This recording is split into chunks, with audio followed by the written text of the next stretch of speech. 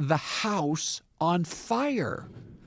So there it is right there. Sky Fox flying right overhead. You can see the orange flames on the other side. The injuries are said to be not life-threatening, and an arrest was made.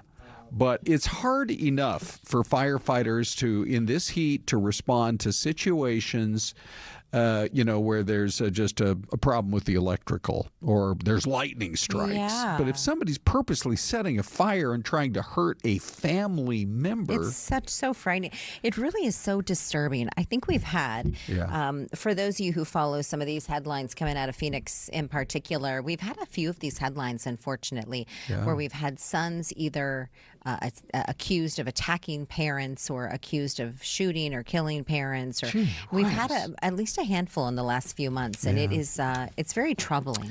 Okay, so then we have one more story to tell you about. By the way, just to update everybody, if you want to hear the audio, you can certainly go to the Fox Local app. It's working there. Oh, it's And good. I think we maybe just got it back up on YouTube. All right. Well done, engineers. Yeah, no kidding. We got Keith on it. Here's the next story that this just continues down the unbelievable lane.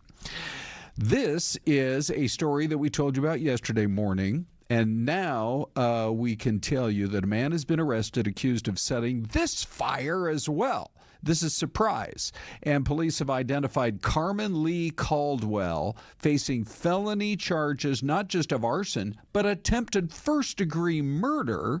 They say the guy tried to kill his ex-girlfriend by burning down her house. This was that big story out there at Greenway and Grand Avenue. Well, the victim called 911. Saying, you guys get out here fast. My ex-boyfriend is trying to set my house on fire. Jeez Louise. Well, eventually, they took the guy into custody. But just some of these stories truly are unbelievable. All right, a couple more to get to here before our first break, and then Shannon Bream is standing by. So we've got all of that. We also have the story, Celeste, of what was going on yesterday out there at about 7th Street and Cave Creek Road.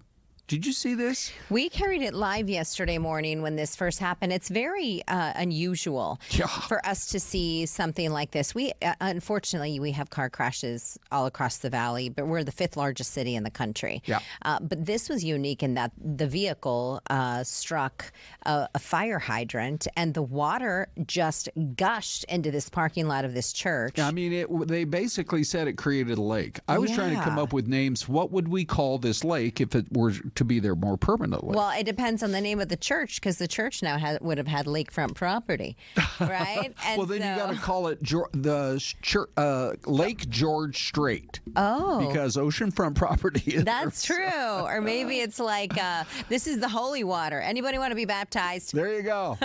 We got the thing that cracks me up about it when you look at it. It's like Old Faithful going sideways. It's so crazy. Have you guys haven't been up there yet, right? We have not been. No, wait just seen pictures and stuff. But imagine if Old Faithful could really only just kind of go sideways. Well, that's basically. and Old Faithful is how fitting, Ron. It's at the church parking lot here. There you go. But no water made it into the church building. We had Rick Davis. He's one of our amazing photojournalists, a veteran here in the Valley.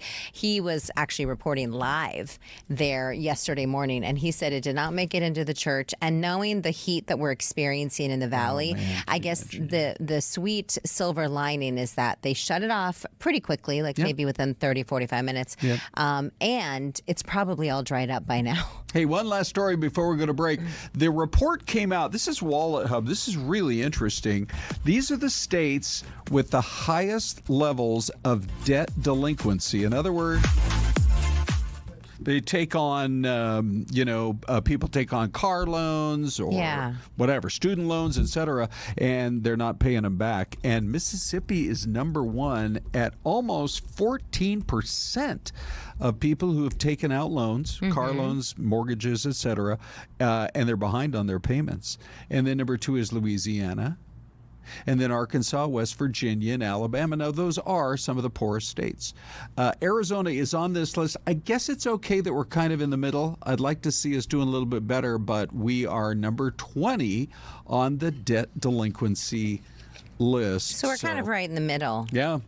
If you can pay off your debt even a little bit at a time, it'll improve your credit score, and I think that's a big part of it.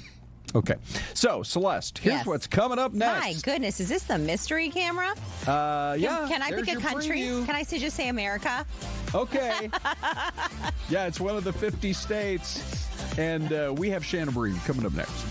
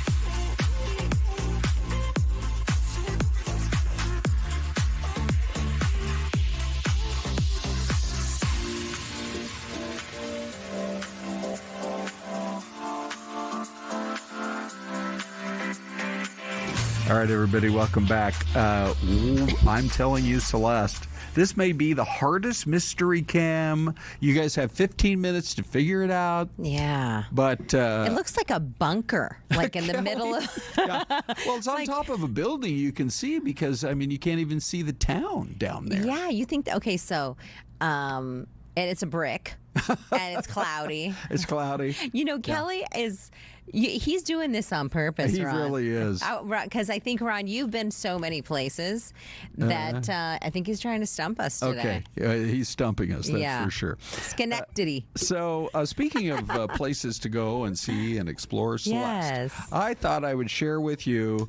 I've told you this, I'm a little bit of a nerd historically. Yeah. If I go to a town that happens to be a state capital, I got to go in the capital, go for a little walking tour. It's like the time I went to West Virginia, and I was almost late for the 9 a.m. tour. Oh. And I go running from where I parked into the Capitol building. I'm getting kind of sweaty. I say to the lady sitting there at the visitor's counter, I said, I'm here for the 9 a.m. tour. She says, you're the only one. What are you running for? I have to say, though, that's the best part of it. Did you pay a fee for that, or was it free? Oh, no, it's free to the public. So it was free, and it was a one-on-one tour. Oh, I know. In fact, a legislator, I think it was a state senator, came by and looked at me almost surprised that somebody was on the walking tour. He said, who's our visitor today? One visitor. West Virginia is beautiful. Anyway, when I was in Norway last year, I just had to share this with you. This is, I asked Renee, I said, can we go ahead and go on a tour of their capital? Okay. So, look, I just happened to be given the number 10. I didn't ask for like Fox 10 press pass or anything. I was actually thinking of Messi. His number is 10. Good, Celeste. But that's what it looks like inside their beautiful Capitol. Uh-huh. Now I'm going to show you. So that was on that tour last year. And by the way, the coolest thing for kids, somebody recreated the entire Capitol building. First thing you see in Legos. Oh, how cool. It was amazing. Well, Lego is it Denmark? Where it's from, it's European, and that's exactly right. Yeah. Okay, so anyway, if you haven't seen it yet, we're going to share it with you right now. They stopped all the other important business of the day for the entire. They don't think they have Republicans or Democrats. I don't know what their parties are over there, but everybody was doing the Viking row to support Team Norway in the World Cup. Check this out. It happens right in that very room. Første slaget kommer.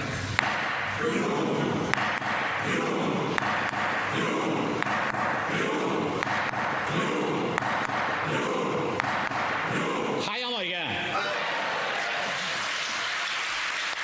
So great.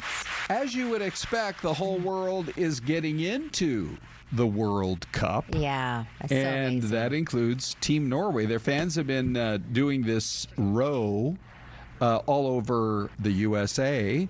And then remember the other day they stopped they didn't stop an escalator, but they were going up the escalator. And it was like a big kind of I don't know. I would say maybe 10 or 15 guys at the top fell backwards. I think this is so brilliant. I mean, listen to Thomas Favela in the chat. He says his girlfriend is Nordic. You're going to have to show this video to her and see if what she thinks about it. My husband is Nordic as well. He's from Norway. Yeah. I think that for a lot of people who are from Scandinavian countries, there's a lot of pride in having them on this world stage. Oh, I'm sure. Yeah. Well, and same for Mexico. Did you see they these won pictures? Big time yesterday. Right here. This is from right here in the valley. There was a big old watch party over there at about 27th Avenue and Baseline. Hundreds coming out for the watch party as Mexico played Korea, and Mexico won the game 1-0. And so they have a 2-0 record. They are in the knockout round. Yeah, this is when it really gets good. Yeah. There have been a lot of upsets. And when I say upsets, it doesn't mean that one team won the match. There was a lot of tied games, like Portugal and Congo. They tied. And Portugal was expected to win that match. There's been a lot of upsets. Yeah, like a lot of kind of like interesting upsets when it comes to the World Cup. I think we're at a time where you have a lot of these athletes who have been working now for many, many years to be on this stage. And look at Seattle. So that's the Seattle Stadium. Probably looks familiar to you NFL fans, but that's a live view right now as the crowd builds for USA versus Australia right on Fox 10 TV. At 12 noon today. Mm-hmm. Oh, man, it's going to be amazing. There are going to be literally tens and tens of millions of people all over the country watching. When you add it up around the world, you're going to be watching, I don't know, it'll be hundreds of millions of people. Lil It's Philosophy. so exciting. Lil Philosophy says he's been trying to tell people that Mexico is going to go all the way. Oh, is that right? Yeah, who are you rooting for right now? Lil. Yeah, Lil, and not just Lil, but like, everybody. Is it? Are you rooting for your home country, or do you have a favorite? I think we had another story this morning where you had people in all these different cities, like Seattle, Boston, where all the matches are being held, and they're wearing all the different types of jerseys, no matter whether or not they're rooting for the team or not, because they love the colors, the designs. Yeah, sure. And it is cool to be proud of your heritage, for sure. Oh, yeah. But I got to believe most folks are rooting Team USA all the way. Yeah. All right, so Shannon Bream, she joined us this morning, and boy, do we have a lot to talk about with Shannon. By the way, here's our poll question. But first, Shannon, take it away. Morning. Good morning, Ron. There are a lot of critics to the deal the president signed, and many of them are Republicans. So what are you hearing are the loudest complaints? Who are they coming from? And will the final deal, do you think, when it comes, if it is in 60 days, look different than it does now? Gosh, there's so much that we don't know about the deal. I mean, the vice president, before he called this off last night, was headed to Switzerland to actually start hammering out the details of the deal. I mean, one of the loudest GOP voices has been Senator Ted Cruz. There are a lot of objections that Iran is getting off too easy in this, that we would in any way allow them to, our blockade is going to be pulled back in the Strait of Hormuz. They can move oil. They can make money off of that. They could potentially get their hands on unfrozen funds or other rebuilding funds. Vice President Vance took to the podium at the White House briefing yesterday and said they get no money unless they perform. But we know that if their oil is moving in, that's some money coming into their economy. And that's one of the big issues Israel has had. Are they going to be able to re-equip themselves? They've got a destroyed Navy and military for the most part, but they can fund their proxies, those kinds of things. So White House is frustrated with Israel. Clearly, we picked that up in the vice president yesterday, and certainly overnight as well, as it looks like the back and forth with Lebanon is maybe what has put these talks on hold. All right, so let's talk about the $300 billion for Iran. Where is that money going to come from? And I mean, is it due to it's money that's already there that we're going to unfreeze as a result of sanctions, or what? Yeah, that's the question. What we keep being told is it's not going to be any U.S. taxpayer money, but it does raise the question, okay, if it is coming from other countries, are they actually contributing to a rebuilding fund, or is it unfrozen funds? Because that was one of the big conservative criticisms of the JCPOA deal under President Obama, is that it was unfreezing money that was Iran's that had been taken away from them because of bad behavior and all kinds of violations. If you objected to that money, are you okay with money under this deal? So that's one of the big questions we still have that I don't think has been answered. All right, let's talk about the practical political impact. I was thinking back to the summer of 2024 when eggs were at $8 a dozen. And somebody said, Biden's going to lose because of what's going on here. So now we're at this gas situation. Gas is still high, but potentially it could get back down into that maybe, I don't know, $3 range or so. Could it really be that simple? If gas drops by, say, another $1 a gallon, would the party in power actually have a chance in November? It would certainly be better for Republicans because that ripple effect on fuel prices hits everything else, grocery, furniture, clothing, everything that's got to be shipped or moved anywhere.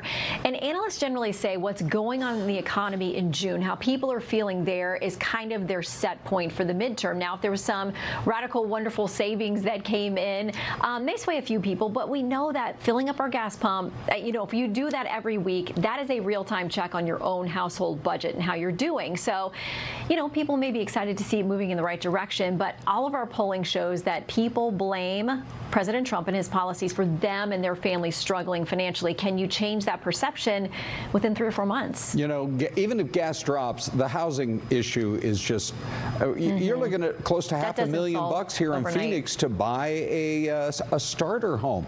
There's a bill, I understand, that's working its way through Congress that might make a difference. What's in it, and where do we go from here?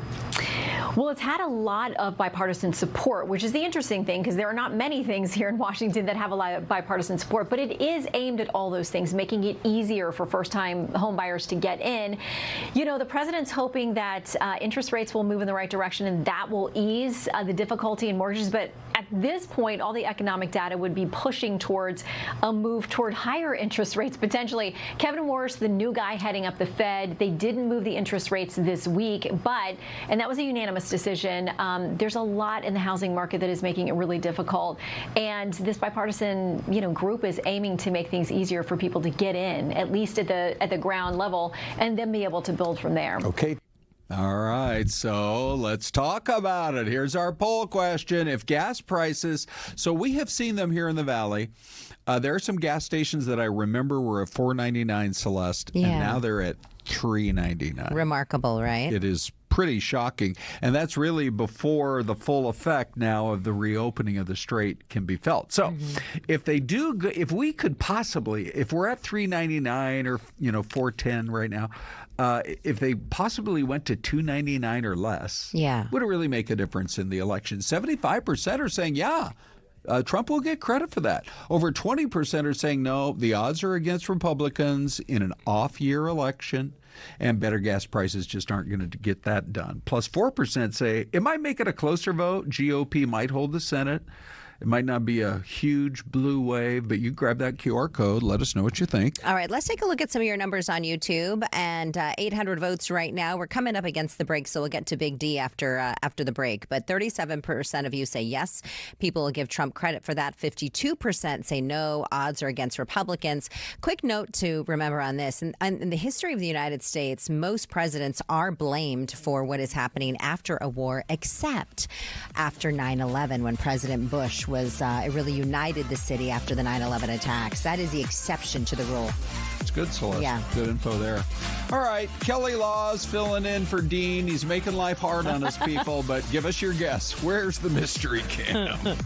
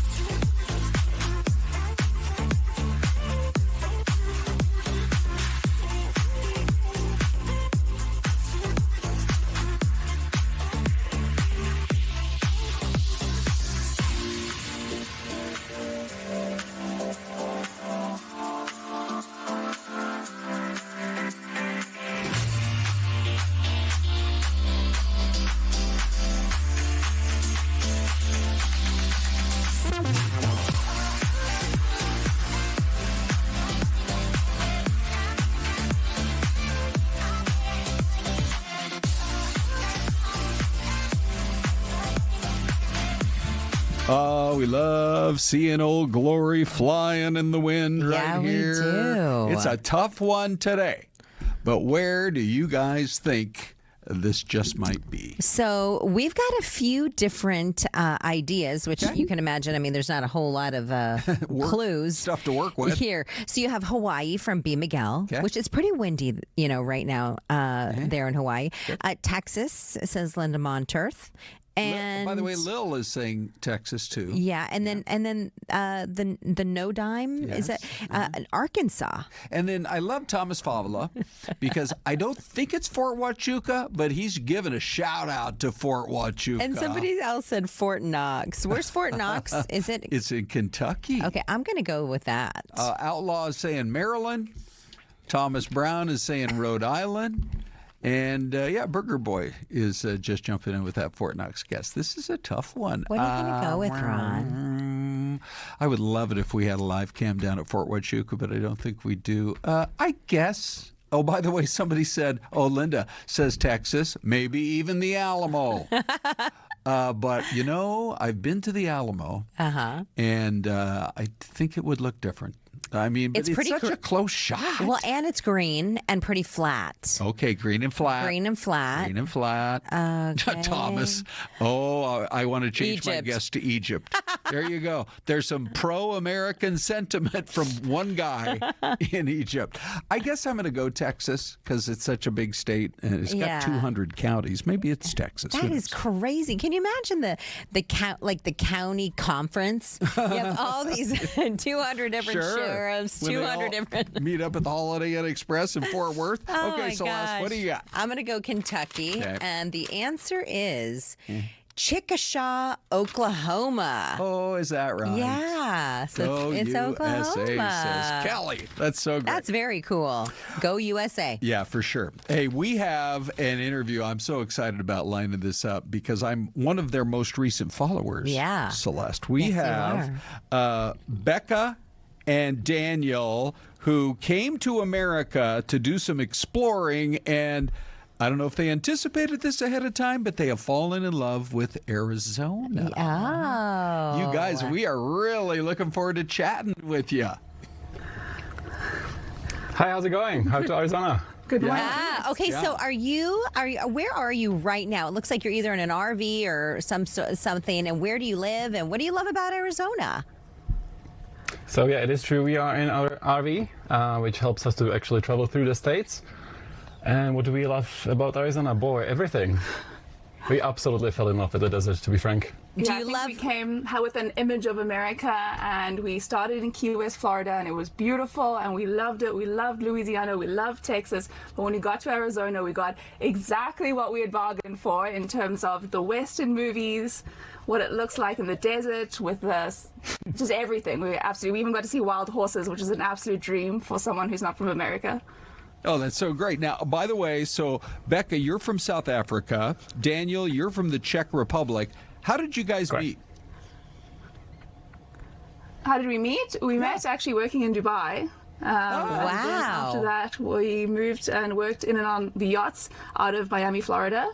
And so now we decided it was finally time to do some proper exploring of the US, and it's been absolutely fabulous. What were some of the most memorable? You mentioned the wild horses. What cities in Arizona have you explored? And if you can, share like a quick memory of something, like a great diner or a coffee shop, or we do have forests in Arizona, right? I mean, it's not a lot of people around the world may not know that. So we came to Arizona from the south. So our first stop was the Chiricahua National Monument, which is absolutely spectacular. And then we headed through Bisbee, Tombstone, to Tucson. We spent quite a time around Tucson, absolutely loved it. The old barrio in Tucson is just amazing. What was the favorite cafe? Vox Cafe, I believe, was fantastic. Yeah. And then we headed through the Ironwood Forest National Monument, which was one of our favorites here, to Phoenix. And we spent some time in the Superstition Mountains and the Lower Salt River. Oh, gosh. We loved the Hurt Museum collection. It was just spectacular. I gotta jump in here And- because you guys mentioned the Superstition Mountains. This is how I discovered you just a few days ago. Celeste, I'm gonna just roll this. Yeah. This is Becca when these guys are out in like Apache Junction, Yeah. right at the golden hour, and she sees maybe the most beautiful sunset she's ever seen. Ready? I'm just gonna roll it, Okay. and then we can talk about it. I can't believe this is real. We're in a random state park in Arizona. It's sunset, it's beautiful. But it's just actually crazy. We sat here looking at this mountain, and I can't believe this is real and not a movie. Look how absolutely astonishing this is. Oh, it is so beautiful. There you go. Oh, right at the Flatiron, right on the front end. You guys, I'm sure by now heard about the legend, the Lost Dutchman gold mine. Did you happen to go up there and Search do for a little- gold? Yeah, do a little looking for gold. Yes, we did look, but unfortunately it is still out there for grabs. We were unsuccessful. But we did keep our heads on, so that's success. That's hilarious. Look, we have all kinds of highlights, so I just want to start rolling some of your videos here. So people, by the way, what's your name on the gram? It's the Free Ranch people. The free range people. Free range people. Celeste, you're going to want to go follow them. I'm going to go there right now on Instagram and follow them. But here, let's go hiking up in, I think this is up in Oak Creek Canyon area. Let me roll this one. You guys Ooh, this is one of the best hikes. tell us about it. Yeah.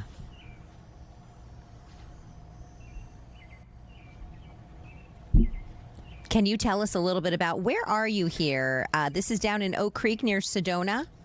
Correct, yes. That is the end of the West Fork Trail. It actually officially ends just before this narrows happen.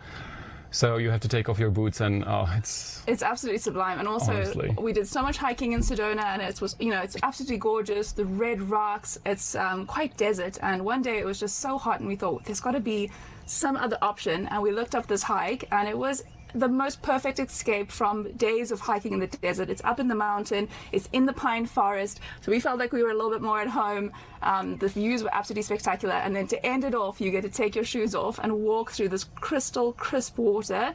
Cannot recommend it enough. It was absolutely glorious. Could you describe for us when you first, we all live here. We've been to places like Sedona. I hope we never take it for granted. But when you pulled up into that area, either into Oak Creek Canyon or you're seeing Sedona for the first time, can you put it into words? mind blown.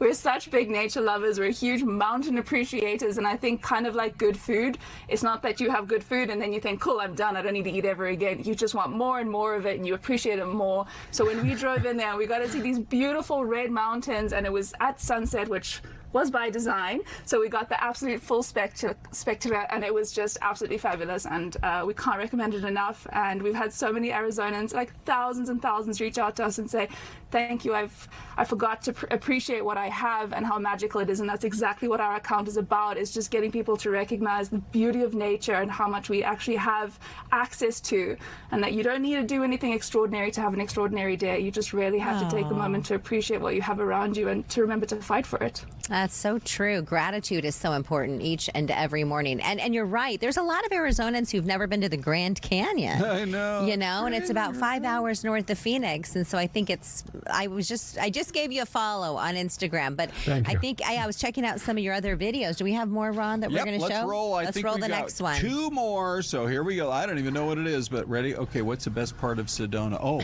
right. Okay, the views. The summit. We're only a quarter of the way into this hike. Oh. And at this point, Becca's like, look, Daniel, follow me. Okay, you're the director, but I'm the star. So I would like you to now show some of these other mountains. It really is.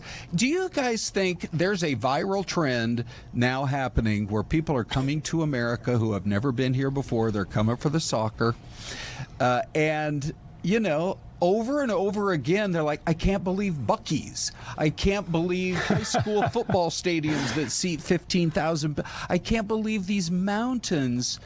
Now, you've been here for a while, right? I think your trip has gone on for most of this year so far. Are you surprised that the rest of the world is falling in love with the U.S.? Absolutely not. Not at all. But as huge travel advocates, you know, this is what gives our life purpose and passion, is that it's amazing. You can go anywhere and you can feel the sense of awe, whether it's another state or another country or another continent. And so we love to see that people are coming over to America. I think it's often an overlooked destination, either for cost-wise or because of how massive it is. So having something that can kind of lead you in a direction, like the Scots all ending up in Boston. I don't think Boston is a major on their list of travel places, but they have a reason to go now, and they go, this is absolutely fabulous, and we can completely understand why. And that's why we're such advocates of just picking somewhere on the map and going and seeing what it's about, seeing what the people are about, seeing just how glorious just about every corner of this planet is if you just give it a chance. Well, we only got about a minute left, so I'm going to roll this last video, Celeste. Wait till you see this. My wife's trip versus the husband's trip, right? Okay, so here's Becca. Oh, she's cuddling with I'm right goats. there with you, Becca. I'm right there with you, sister. Okay, and now life, it couldn't be better, except for Daniel, who's trying to figure out which wire goes where. And he's dragging the kayak through the water. And now he's underneath the rig. and then you got to pay for the gas, and you got to get a map. And here's the line that I love from your profile on Instagram. You say, "Come for the views and stay for the struggle." And I think that's for the husband in this video for you. It's challenging. You know what's really exciting is in our chat. I don't know if you guys have seen, but people are just loving on this, and they're starting to chat about some of the most beautiful places in Arizona. Like Deborah says, Arizona is so diverse in terms of all we have here. Emperor Ivan, he lives in Sedona, and Joni Marie says Sedona is gorgeous, and Linda Monter says Woods Canyon Lake and Oak Creek and Flagstaff, Sedona, Prescott, all these places that you guys have profiled. I think it's thank you for what you do, because you're reminding us of how beautiful it is, and I think just that simple gratitude. So one last time, we'll tell everybody we're right up against a break, you guys, but you can follow them, give them a follow on Instagram at The Free Range People. And if you discover a bunch more in Arizona, come back and see us again sometime. Yeah. We will. Thank you very much. It was good to meet you both. Happy traveling. That's Becca. Thank you. and Have a nice day. Have a nice day. Just like us, they love Arizona. The free range people, Ron. So cool. All right. Time for a break, and we'll be right back.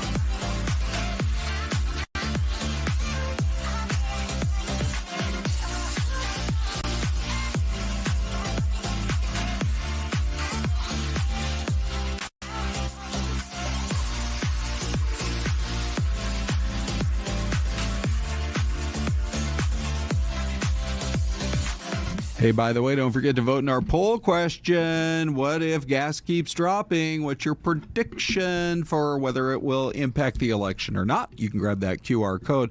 So, Celeste, we've covered the poll. Mm-hmm. We did the YouTube version. Yeah, we did. Did we miss anything? I think the viewers are protesting on the corner of 7th Avenue here and Washington because we have not gotten to Big D. The Big D fan club is probably pretty upset right now. Dave, we can finally get to you. You guys are so funny. Everybody go vote on fox10phoenix.com/poll, and on YouTube you can always leave comments. Karen Cross S9B says gas prices are going down now, and so are food prices. Thank you, President Trump. Chicken Sandwich 52 says raising global oil prices for an unwinnable war and then lowering the prices with the peace deal. You'd have to be genuinely brain dead to still support him after that. And Rebecca Cowling says, it won't matter to me after the harm Trump and his supporters have done to our country and relationship with the world. It will be decades, if ever, that I'll vote Republican. Really, people are fired up about this, as you can see. Keep the comments coming, guys. Can we say hashtag unfiltered? That's the beauty of this show. Yes. Because Big D's he's just the messenger, so don't get mad at him. We love him. We love you, Big Dave. Hey, we're really looking forward to our interview with these guests as well. We are. So we have Scott Leese and Mike Lindstrom in. You both have a really popular podcast with a great premise. It's called What's Your Story? Good morning. Nice to see you both. Thanks for coming in. Really interesting. We were just chatting a moment ago in the break about how this whole idea came about. So, Scott, why don't you start off? How did this whole thing, begin? Yeah, well, Mike and I have known each other for 25 plus years or so. Yeah. And we both grew up in Northern California. I live in Austin, Texas, actually, and he lives here in Scottsdale. We were having lunch in Austin, and he needed a ride about an hour away out to the lake. He was going to go see some friends. He was going to take an Uber. I said, nah, I'll drive you. You're a good friend. Yeah, so no good deed goes unpunished. So as I'm driving him out there, I blow a tire. So we're stranded on the side of the road. We look at the spare. The spare is not going to work. So I had to call AAA. And as we're sitting there on the side of the road waiting for AAA, we just start talking like, well, how come we haven't done anything together business-wise? We've known each other for all this time. We've both been in sales a long time. And so you're literally like brainstorming different ideas? Yeah, we talked about an in-person event, a live event, a podcast. We had an hour 20 sitting there on the side of the road. You got to talk about something. Was everything about this premise, though, about what's your story, talking to people about how they became what they do or how they got to where they are? Yeah, the funny part about it was when we had the podcast idea, we didn't have a name for it. We just knew we wanted to get people's story out. Right. And I had written a book, and that's when I was on with you guys back in 2016 when I was promoting it. It's called What's Your Story? Discover the Man Behind Your Dad. It's a dad book for their kids. So this guy, smart guy, goes, buddy, you already wrote the book. You already owned it. What's your story? That's the name of the podcast. So we said, let's roll with it. OG to Who's Your Daddy? Yeah. Well, Mike was the OG. I've not heard that, but I'll take that. I will take that. That's a compliment. You should take it is a You compliment. probably thought, well, Who's Your Daddy's already taken. Yeah. So now what? Yeah. So that was the genesis of the whole thing. Genesis, By the way, can you guys hear Mike on his microphone? Give me 1, 2, 3 real quick. Yep.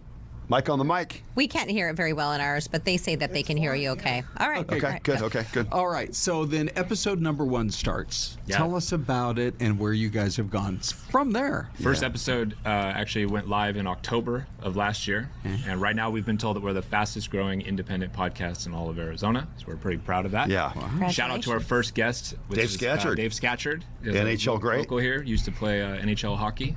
He was the first guy to come on the show. Yeah, and he just blew us away because we don't give scripts, we don't give questions in advance, and we let people know that. And Dave's in personal development. He's a speaker guy. We've done stuff together over the years, but never had him on the couch, as we call it. Man, he just told these stories about being about the NFL, CTE, how he was almost brain dead, how he's resurrected himself. He's showing us like how he pulled all this armor off of himself, and we're like, wow, this is a pretty emotional share. And that's when we knew, wow, I think we're onto something. If we can get people like Dave, big tough guy Dave Scatchard, to come on here and strip down his soul and open up and be authentic and genuine, we got to keep pushing with that. That's right. Wow. Okay, so then you follow it up. Let's say you're done with your first one. You're like, that was a home run. Well, now what do we do for number 2? Tell us about. Is it a once a week, by the way?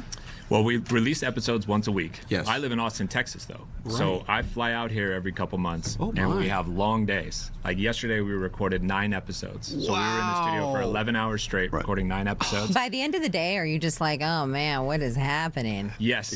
We also forgot to order lunch or breakfast or anything, so we went the whole day without eating, really. Well, you guys look really good today, though. Just want to let you know. We went to bed early because we were we slept well. We had Susan Magala. She's VP of Communications and Advancement at Brophy Prep, and she was our last guest at 5 o'clock. And she comes on. She goes, "So am I the last guest?" And I'm like, "Yeah."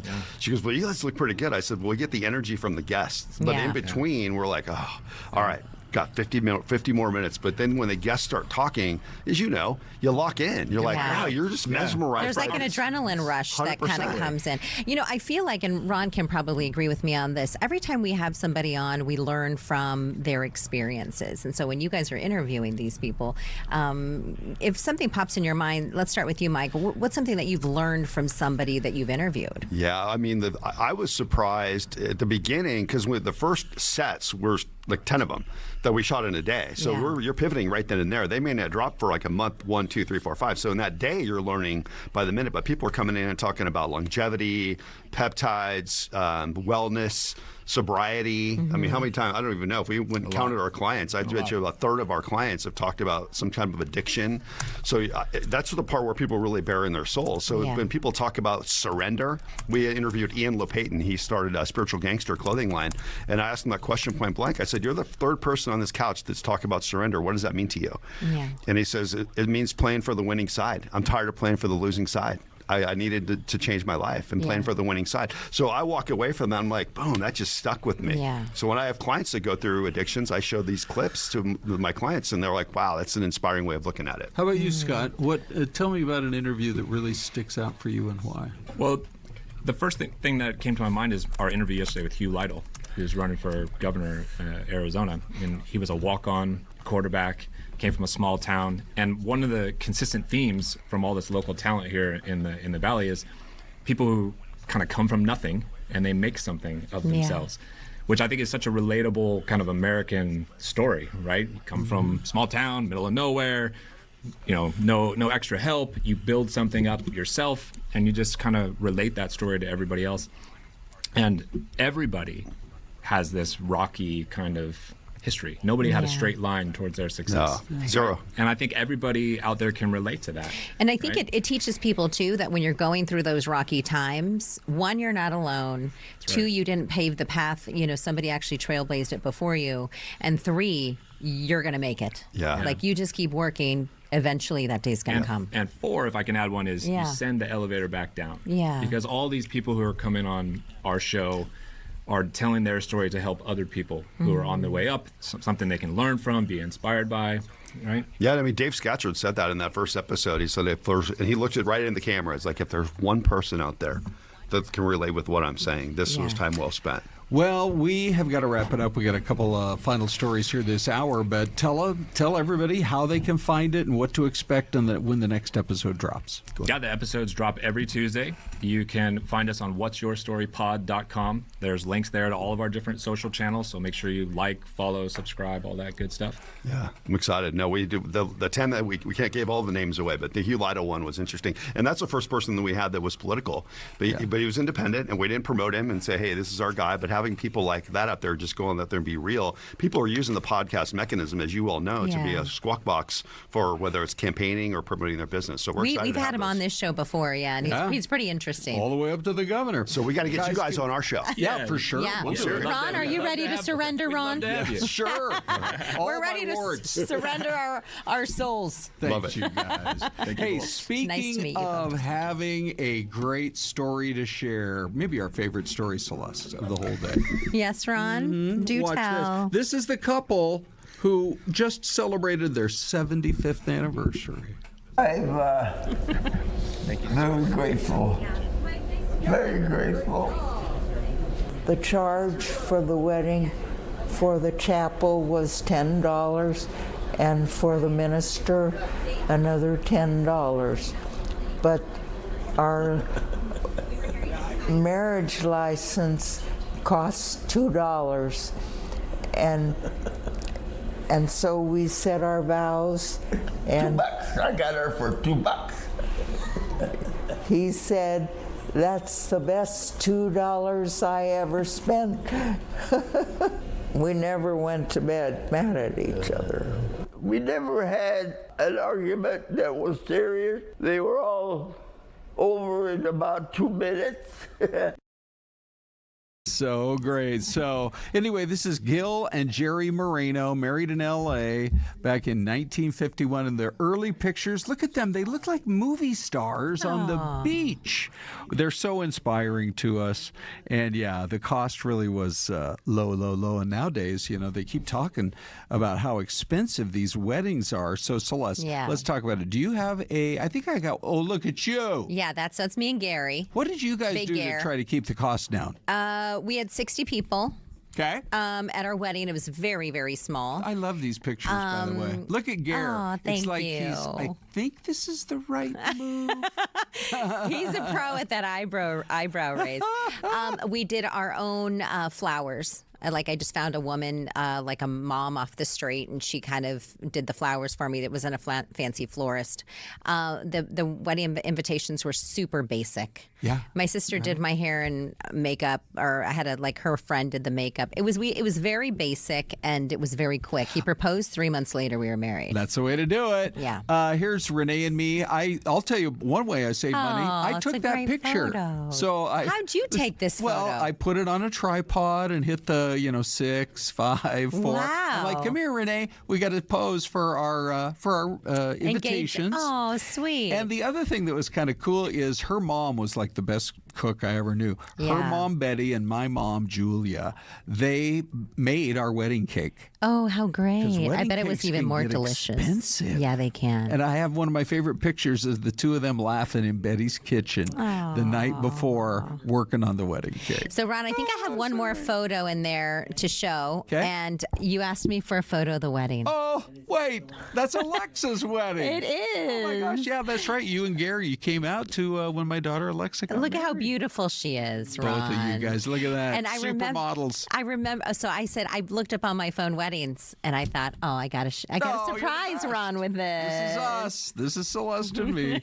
Hey, we got to take a break here, but we got a whole another hour and a half coming on Fox 10 Talks.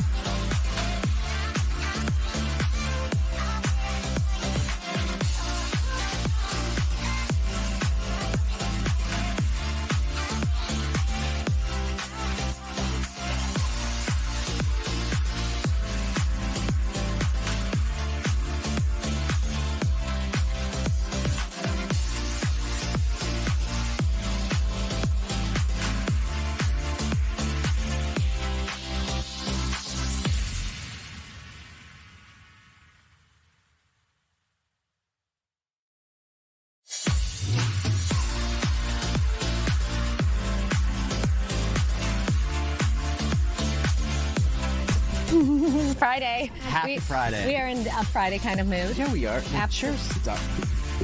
Are we stuck together? Yeah, probably.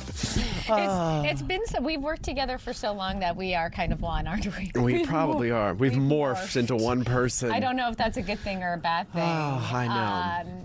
So we have a lot to get to, and the one thing that we're really excited about is to kind of start like a new segment with everyone. And we really love getting your feedback, and we absolutely love all the comments that you guys make, because you make the news, you read the news, and so that's really what we want to start with. So this new segment is going to be called What You're Reading. And so these are going to be the top 3 web stories. So just a few minutes ago, we had our web team pull the top 3 most clicked on stories. So we're going to go through those now. We can kind of go through them with you together. This is the number 1 on our website right now that's getting a lot of attention. Wife turns in her Arizona startup CEO husband over fraud allegations. Okay, so this is pretty interesting. He's the CEO of the startup, as you mentioned, accused of embezzling millions of dollars from the company to follow up for a man who went viral for scolding a father inside oh goodness, I'm reading it wrong. I apologize to you guys. There we go. So what we know is that he was a former CEO. There are allegations of fraud, and we are trying to get a little bit more information on that. Well, listen to this. I thought this was wild. The suspect allegedly used the stolen funds to buy luxury gifts for an escort in Miami while he was on business account. It was drained to 0. So this is obviously getting a lot of clicks. This is the second story that is the most clicked on here. We're getting some new information about that fatal accident involving a DPS trooper. It has come out that his blood alcohol level was almost 3 times the legal limit. Yeah, he's 53 years old. He was off duty at the time of the accident. He was on his motorcycle right in the area of Lake Pleasant. He was in that Peoria area. His motorcycle struck a curb. So the blood alcohol concentration of 0.182, leaves behind a wife and 2 sons. I believe DPS said that he has been with the department for over 25 years. So a lot of people talking about this. He died solo in the motorcycle crash. This was back in late April, but we are just now, because it does take some time, getting the medical examiner records. So a lot of people talking about that. We'd love to hear from you guys as we're going through these top stories, because this is what you're clicking on, obviously. This is what you're interested in, and this is what you're reading right now. Just your thoughts are, what your comments are about the stories. Number 1, we have a CEO who's embezzling from his very own company to pay prostitutes and do who knows with the money. We have someone who is the law, who pulls people over for the very thing that he unfortunately died from, a DUI. Yeah. And this is the 3rd most clicked on story on our website right now. That construction worker rescued after getting trapped at a Phoenix TSMC plant. Of course, this is that giant area northwest of the valley that continues to grow. There was a construction worker was injured and became basically stranded between 2 floors at the semiconductor manufacturing complex in North Phoenix. He had to be rescued yesterday afternoon. Emergency crews from multiple regional departments used an on-site scissor lift to safely evacuate the worker, who was hospitalized and listed in stable condition with an ankle injury. So luckily he wasn't hurt even more. So again, this is our new segment called What You're Reading. We're going to do this every single day. And again, chime in. Let us know what you think about these top stories. That's a big deal, I think, getting the feedback from everyone. Yeah. We'll go over other top stories as well, as we are trying to get you guys as much news as possible. We're going to talk a little bit about the energy and gas, because there's a lot of question, a lot of concern.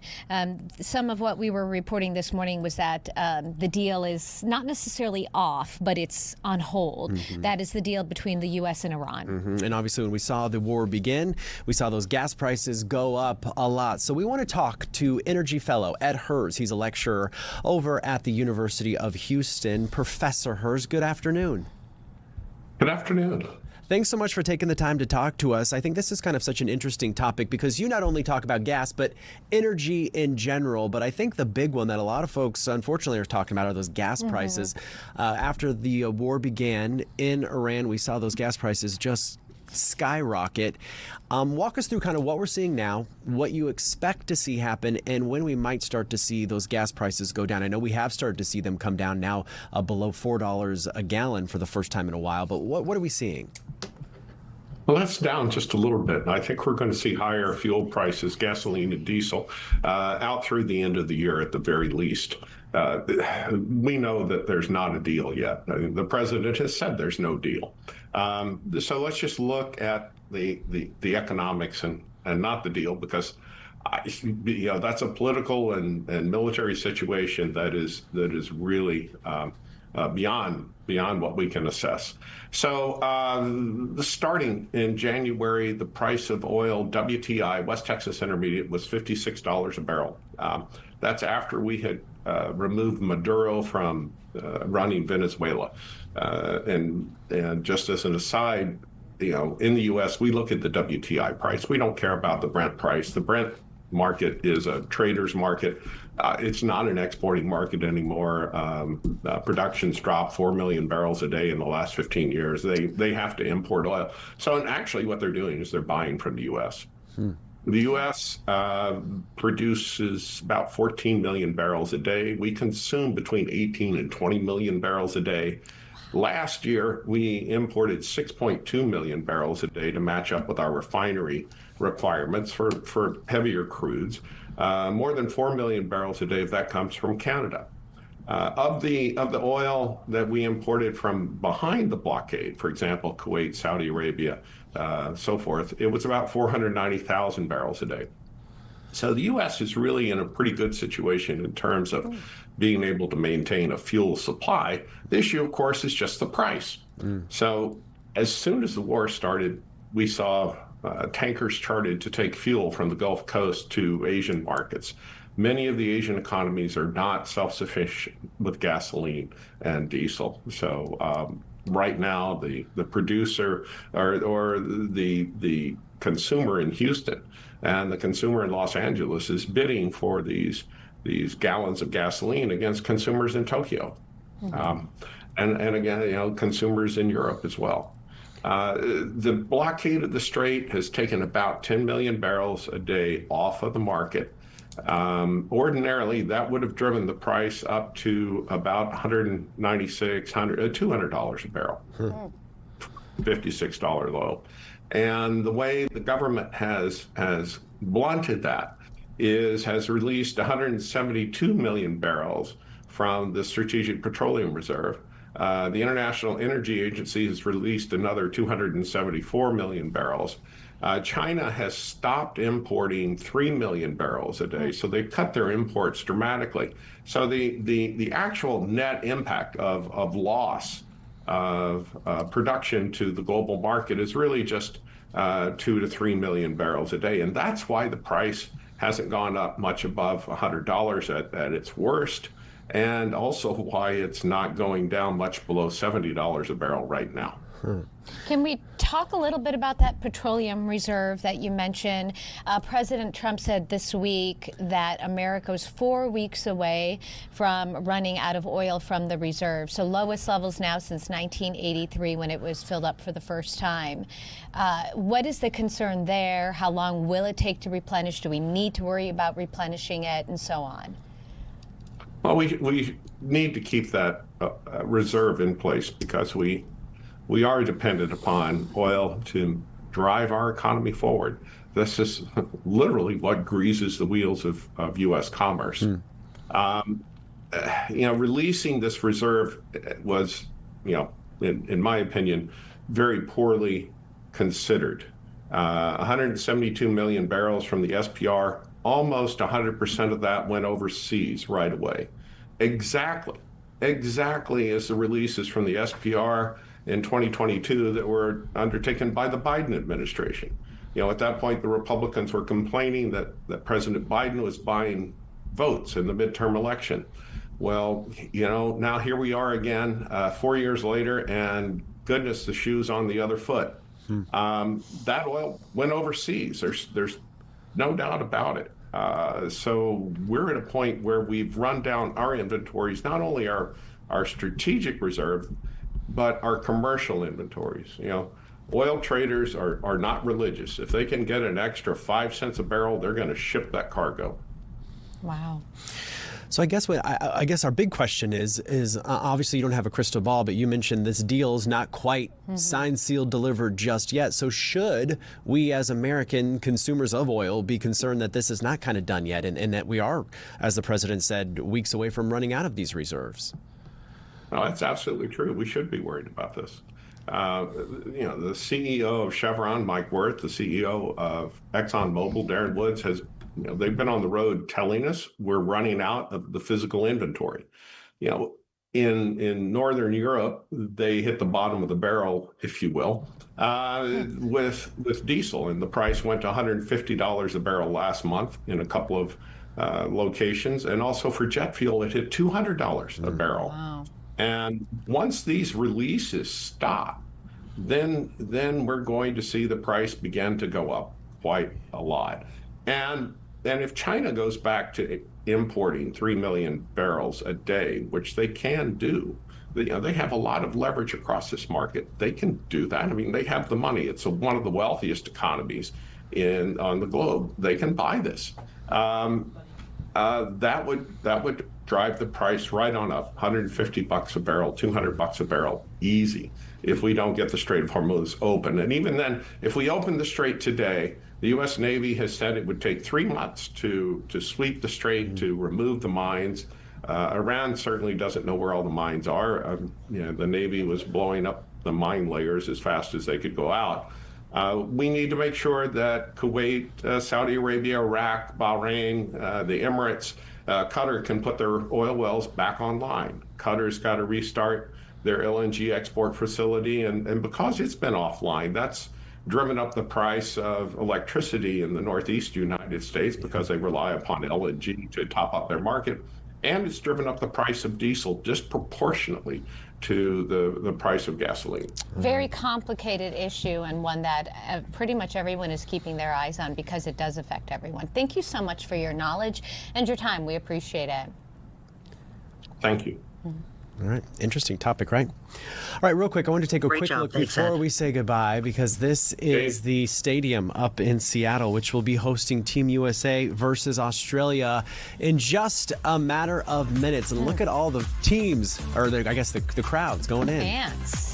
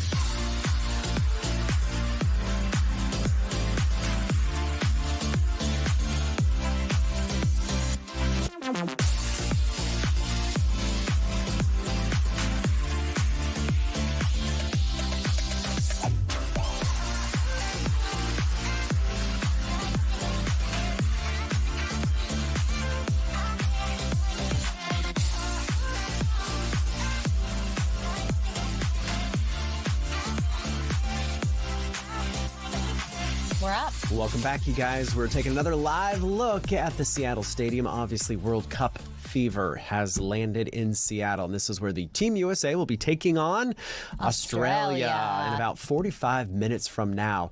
Look at all the people. I mean, it is just wild to see how this has just taken off. I know that USA was not, or perhaps still is not, favored to take it all. But I watched... Speak for yourself. No, well, that's what I'm saying. Wait, I didn't say that. Those are not my words. Is Kelly still in here?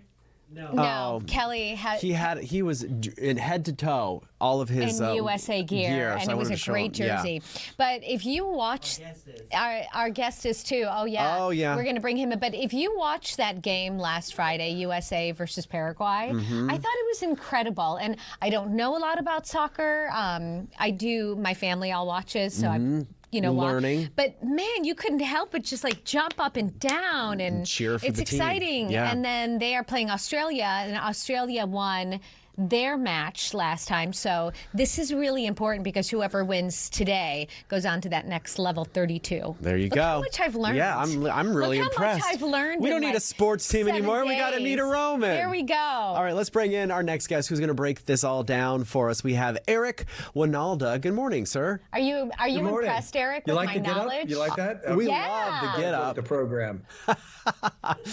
Eric, can you just break down kind of your history with soccer, because you were a big soccer man yourself? Well, I mean, that's kind of how that works, right? I'm the old guard. I played in 90, 94, 98. So we, from our era, we're constantly compared to this group. And so for the first time, I'm happy to report that the Federation has done a really good job of connecting the two groups and the decades of players that have played. So we feel probably more connected to this team than ever before. I commend the Federation for that, but you could see the excitement in Seattle. We saw it in Los Angeles. That place is going to be off the hook today. I heard someone say on the radio that maybe 5-10 years ago, if you would have said that the USA team sucks or isn't good, nobody really would have cared. But if you say that now, that there's a whole different level of respect and appreciation for the sport and the team. That's somewhat accurate. I mean, in my day, we were playing to prove that we didn't suck. That was... when you beat the likes of Colombia in Pasadena in a World Cup, that's kind of your coming out party. Yeah. But the way that this has played out, right, and the way that the mentality switch has kind of happened in this country, to be honest with you, when I played the game, when these guys are playing today, they're playing for you. The person who admits it. I'm not too sure I know enough about this. Should I get behind it? I'm going to put the shirt on and yay, go team. It's different now. This team is a culmination of so much work that has been done over the years. Guys like me, guys like the guys that came after me, to produce a team that not only has the experience and the talent, but also has the opportunity to play in front of their home crowd, which does do something to you. It takes your adrenaline level to 100 level. So it's going to be a fantastic day. We should probably talk about our coach, because this guy's good. Okay. Yeah, go for it. His inclusion in this is, you refer to that, 5 years ago or whatnot. Yeah. 5 years ago, we called this generation the golden generation of U.S. soccer. I, as been one of the old guard guys, called them the silver spoons of our generation, because they were bubble wrapped and everybody had to it's okay, you're going to be fine. But we built them up to be something that they weren't then. They are something now. They have learned a lot of lessons and a lot of adversity. And if without this coach and the cultural change that he has implemented in this group, I don't know if we could have the same conversation. This team is ready. They're well coached. They have a coach that wants them to show personality, but also tells them, go out there and be American. He's not American. He's Argentine. But he has grown into this role and really instilled some confidence into our guys. I wanted to ask you this, just kind of like a separate question. Obviously, if you go to Europe or anywhere else, basically outside of the United States, football is huge. Do you think having the World Cup here in the United States might kind of change perception and get more of these soccer/football fans out there? Well, I mean, look, I think we're American, okay? That we want winners. We want to be able to say going into the competition that everybody's trying to beat us, not we're trying to beat everybody else, right? So, and I say this all the time as a soccer person, it's not the World Series. You didn't play the world, and you're not world champions. You're not. So if the Super Bowl happens and you won the Super Bowl, you're not world champions. You didn't involve the rest of the world. So the World Cup is an official world champion. That's why it's harder, and it's a game that we hold a lot of pride when we do really well. The United States of America in baseball will probably get beat by the Dominican Republic. I'm just saying. And that's a little island that I don't know how many people they have, but if that happened in the real world, people would have a different perception of what world champion means. So I think that having it here, doing well, really well, will win over a lot of people where they can finally say, all right, you know what, we've arrived. Not just as participants, but as someone that the other teams are fearing, and that we could possibly, with a couple of things, some good luck, some good fortune, and some good play, we could walk away being a contender for this trophy. And it's the first time we can ever say that. Well, we know we want that trophy, but what needs to happen today then? What is your outlook? What's your expectation of the game today? Well, true to form, our coach, Mauricio Pochettino, isn't messing around. He's playing with two forwards. For everybody else that looks at the modern game, most teams don't do that. He's evaluated the opponent, knows that they have some fast guys up front, but we're going to throw some traffic in front of their box. That's what we're going to do, and we're going to make it really difficult for them because they've proven to be a well-drilled defensive unit. But our coach, as I said, is willing to throw a lot more numbers forward, take a lot of risk. This is looking like a pretty exciting first half. So Pepe, who did not play in the last game and was cut by the coach, the last cut of the last World Cup team, that guy's got a chip on his shoulder. He wants to score today, so look out for him. And then Balogun, who wears the 20 shirt, man, this kid's something else. I expect him to score. I'm going to make this prediction. I'll say 2-0, probably already at halftime. It'll be 2-0, and then we'll see it out. And we're going to win the group and be in a great position going into the later stages of the tournament. I love that. You want to talk about your show real quick before we say goodbye? Oh, you can find me at SiriusXM, channel 157. If you haven't already, soccer fans, shame on you. But we'll break it down. As soon as the game is over, Jason Davis and I will break everything down. Hopefully it's a reason to cheer. I will stay away from the alcohol, the celebrations. I was gonna say, which is I'm a little upset about that. I have to work, and I can't indulge. But I'm hoping I'm celebrating tonight. Yeah, after work. We're all hoping for that. You can have ours too. Okay. You deserve it. Eric, thank you so much. You. That was fun. We appreciate your time this afternoon. You got it. Enjoy the game, guys. All right, we will. We will, yeah. And then there's that live shot once again. I just can't get over it. Look, just like little ants out there, all going into the stadium. It's packed. It is packed. I'm really happy to see that it's packed too, because it's a big deal. It really is. Okay, International Yoga Day. Namaste. See what I taught him? Is that right? Yeah. Oh, look at that. I'm learning something. I don't think that there's any wrong in yoga, really. No, me neither. That's a bad shot. Well, I'm trying to get our 3 shot. It's not you. Okay. Hi. There's our guest. There's like a corner of our guest, Krissy. Scoot over a little bit more, Krissy. Yes. There you go. There we go. There you go. All right. Okay. With True Hot Yoga. Yes. You guys have a location in Scottsdale area and Arrowhead. Correct. And, well, I guess first of all, we're gonna begin. this is Nice and easy in you child's practicing pose right with there, your big teaching. What Your is hips yoga? Back on your heels, your knees. Can Yoga open up is wide, a and your practice forehead on the that, mat. Arms in relaxed, my honest opinion, I opening think to it's the something you can shoulders, practice hips, that can knees. teach you to get stronger while eliminating stress. I think that's the biggest benefit, is you learn how to get strong without being stressed out. I love that too, because you mentioned something, you're kind of de-stressing, but you're also moving your body. And I think those two kind of go hand in hand, don't Yes. they? Mm-hmm. What is it about moving your body that kind of, I guess, naturally de-stresses you? Because whenever I'm having a bad day, I'm like, I'm going to go for a little run Yeah. just to kind of clear your mind. And I think it's stimulating to the nervous system in a healthy way, you know, and especially the yoga, it's managed so well and it's in a controlled environment and you can push yourself safely. And it really does. It releases a lot. I mean, it releases toxins, it releases so much stress. I will add to that because I always say I have a lot of anxiety, and I think my mind, because we're constantly thinking and talking, is always moving. Yeah. And probably the only time I'm ever really chill. Yeah. disconnected. Yeah, is on the yoga mat. Yeah. And that's why sometimes I'll take 2 in a row. Right. Because I know, Yeah. like my husband will be like, you staying? I'm like, yes, sir. Yes, I Yeah. am. And he appreciates that.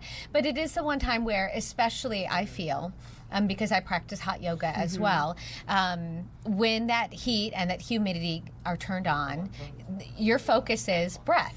I'm focusing on the breath, I'm focusing on getting through it, and I'm focusing on the movement. Right. But as we were saying, there's really no wrong way to do the yoga. Totally. And that's the thing. I think there's 2 energy levels. You have your brain and then the body energy. And I think when you're in your head all the time, especially with a job like yours, when you get on your mat, it just balances it. It pulls it down into the body. Your body feels better. It feels more energized. Even though you did something so vigorous and so hard, you feel better. You feel lighter. Can I ask you this as someone that has never practiced yoga? I keep asking him. I know. Better It's come the, do it's, it. it's the hot yoga that scares me. And that's what I wanted to ask you Yeah. about is why hot yoga? So And yeah. what's the difference between hot yoga and just a normal practice? I love the hot yoga personally, so does Anita. Yes. But, Hot yoga. I think they're both wonderful. What's so great about the hot, personally, I think you're kind of training like an athlete. It's like you're getting that intensity, you're getting all these things so up, like I said, and it's still a controlled environment. And not that you can't do that without the heat. I just think, and nowadays it's a little quicker way to get there. Okay. It adds an element, and it does make it harder. And I remember, I will be honest, the first time I ever practiced was at True Hot, and I brought my phone in, and I kept looking at it thinking, what did I get myself into? I got to get out of here. And then I left, and I thought I signed up for the next class the next morning because of how I felt when I walked out. People look at it and they think, ooh, it's either really easy or it's really hard. It's what you make of it. It is, yes. And it probably is the hardest thing you're going to do that day, no doubt. But the benefits, I mean, your skin, your hair, your mind, it's just endless. I'm just watching this video and I'm like, there is no way in HE double hockey sticks I'd be able to balance doing yes, that. you could. Yeah, All right. but that's where the focus comes in. You can't be thinking about anything else. And the other thing is, too, you're not looking at anyone else in that room. You might have 30 mats around you. You have no idea what anyone else is doing. 15 seconds, how do people find you guys? We have all social media platforms, a website with full schedule, truehotyoga.com. Okay. Namaste. Yeah. Namaste. Happy Friday, everyone. Bye. Enjoy. Oops. Oh. Okay.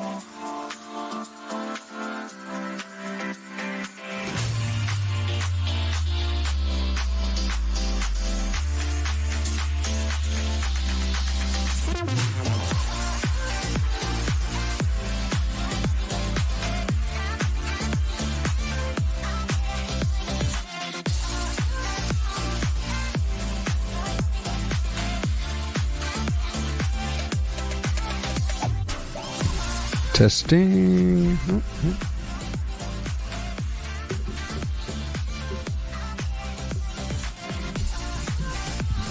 Testing.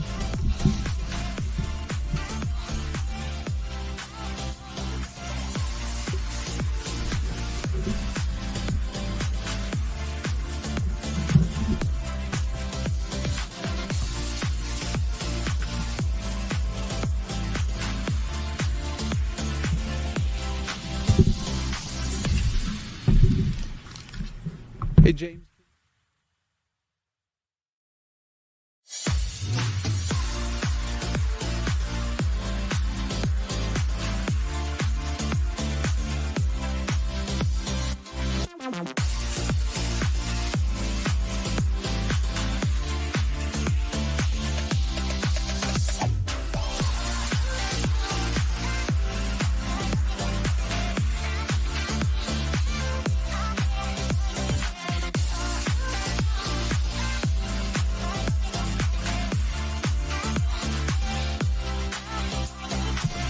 Hi, everybody. Ron and Des, and another half hour, a chance to hang out with you on Fox 10 Talks. Kelly Laws, who is in for Dean Fazzini today, stopped by the desk and said, it's going to be Hawaii. That is Hilo, Hawaii. And it looks like a tropical paradise. Oh, looks beautiful. Right? Yeah. You wouldn't even think that a few miles down the road there's a big old volcano going.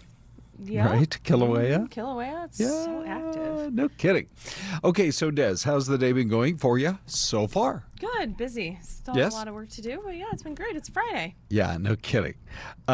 So you got kind of swept up in the excitement today for the game that, by the way, is coming up. Let me just pop this In up what? right here. Half hour. Look at Seattle. They call it Seattle Stadium right downtown there. And, by the way, the roofs are a little confusing. So what you're looking at is into the football stadium, and then literally across the street from it is the baseball stadium where the Mariners play. And that is just like ours here, which they close the roof anytime it's too hot.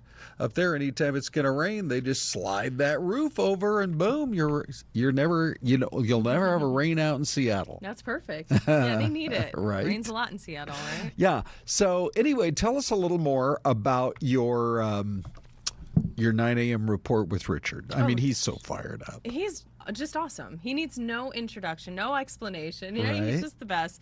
But yeah, he is out at Tempe Marketplace, rolling in the RV with Sun City to just celebrate the watch party that Tempe Marketplace is hosting today for the USA game against Australia. Yeah. And yeah, that starts in about a half hour. Well, folks are probably already out there. There's tons of free giveaways and games, and we walk through it all with him. Yeah, I mean, it really is.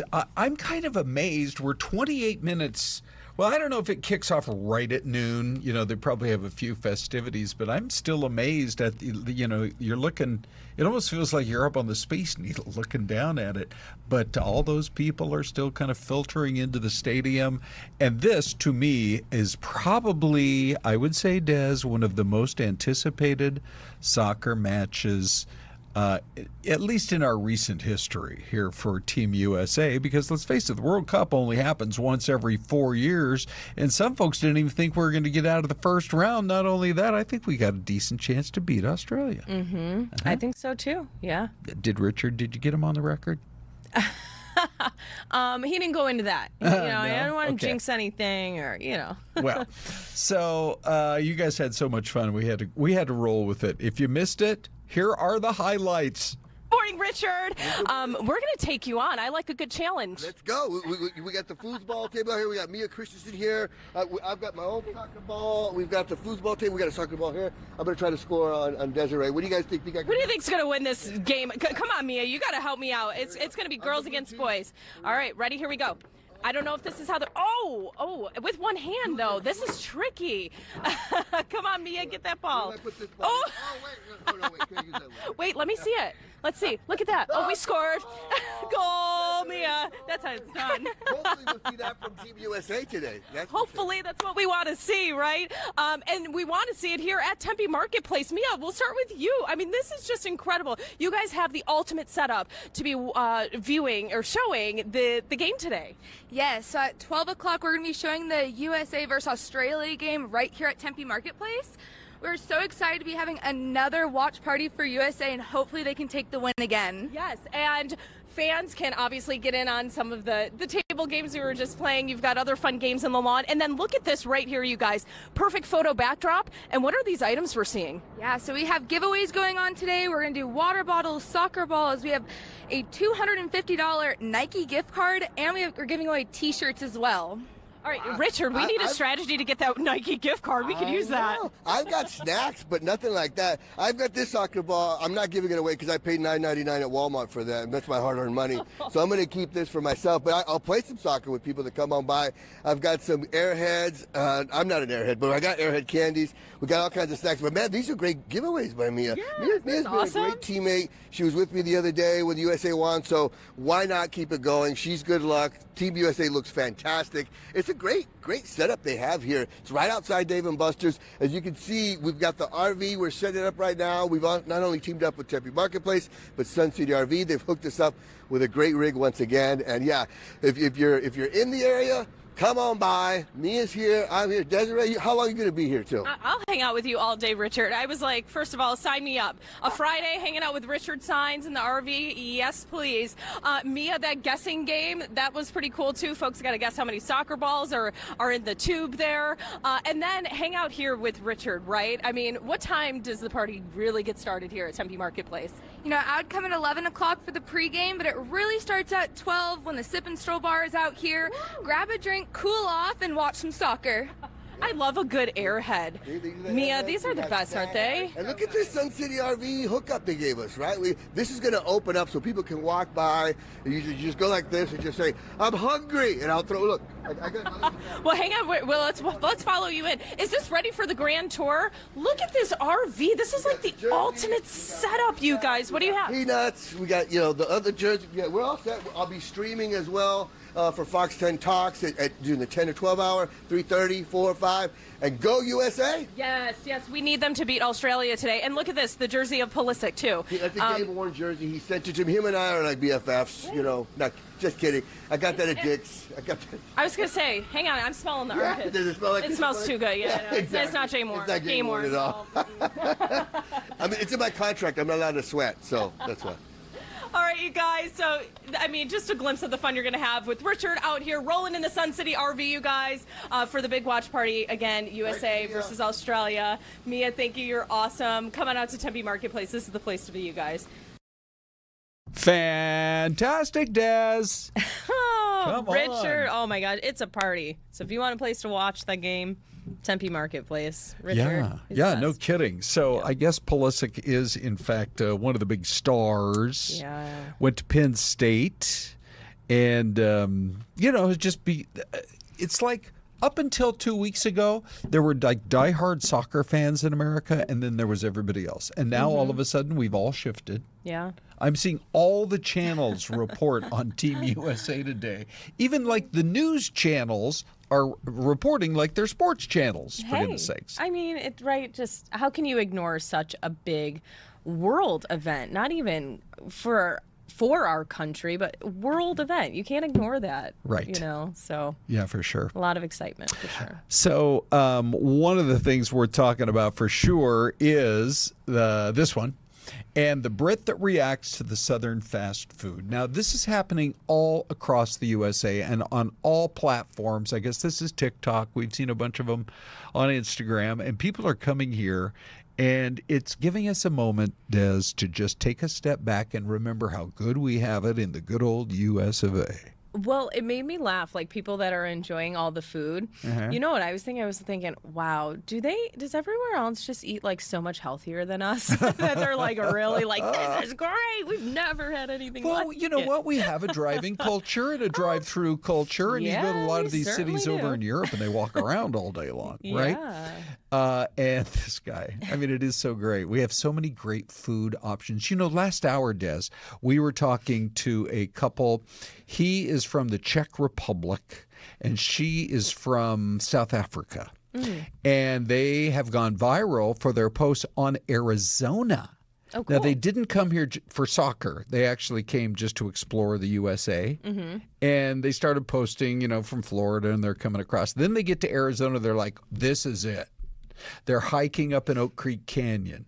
They saw the most beautiful sunset of their lives up on the Superstitions. Mm-hmm. And so I do feel like people are coming here and discovering how great things are. Absolutely. Yeah, they are. My husband was laughing. One of the videos that he found the funniest was a guy was out to eat and ordered a soda or whatever. And, after you purchase your soda, you get like the free refills. Yeah. He's like, what? Each one is free? And they're like, well, you paid for it. He's like, but I only paid for the first one. The rest of them are still free? Right? It's like, well, hey, the stadium, unless they've changed it now, I went to, it was UW versus Auburn at the Mercedes-Benz Stadium up in Atlanta.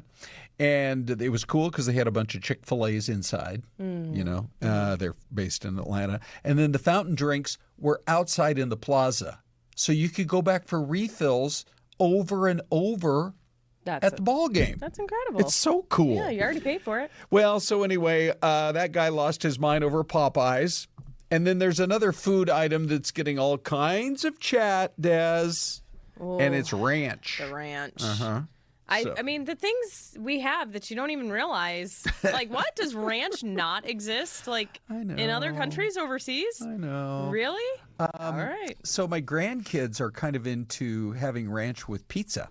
Have you ever tried dipping a slice of pizza into ranch? Oh, yeah, absolutely. But see, I'm from Western New York, so I'll it's a argue thing? that it should be blue cheese. Okay. Yeah, All right, good. But Yeah, not well- everybody likes blue cheese. Yeah. Anyway, the TSA posted on social media a picture of the ranch, reminding World Cup fans you can only bring those bottles in if they're 3.4 ounces. So, you know. Yeah, we pack have the ranch TSA in your rules. carry-on. Yeah. Or not your I mean, your checked bag. Right. Pack the ranch in your checked bag. Get the little travel size. Hey, by the way, it's Juneteenth, and there are a lot of businesses celebrating today. In fact, take a listen to this. There is this perception that sometimes we simply want support because we're Black. No, we want support because our businesses are our passion, they're our legacy. This is a great interview that we did, and it's a Central Phoenix community kind of stepping into the spotlight to showcase their heritage, their economic empowerment. The Black Row is a vibrant stretch of 10 Black-owned businesses in the area around Indian School from 8th to 10th Streets.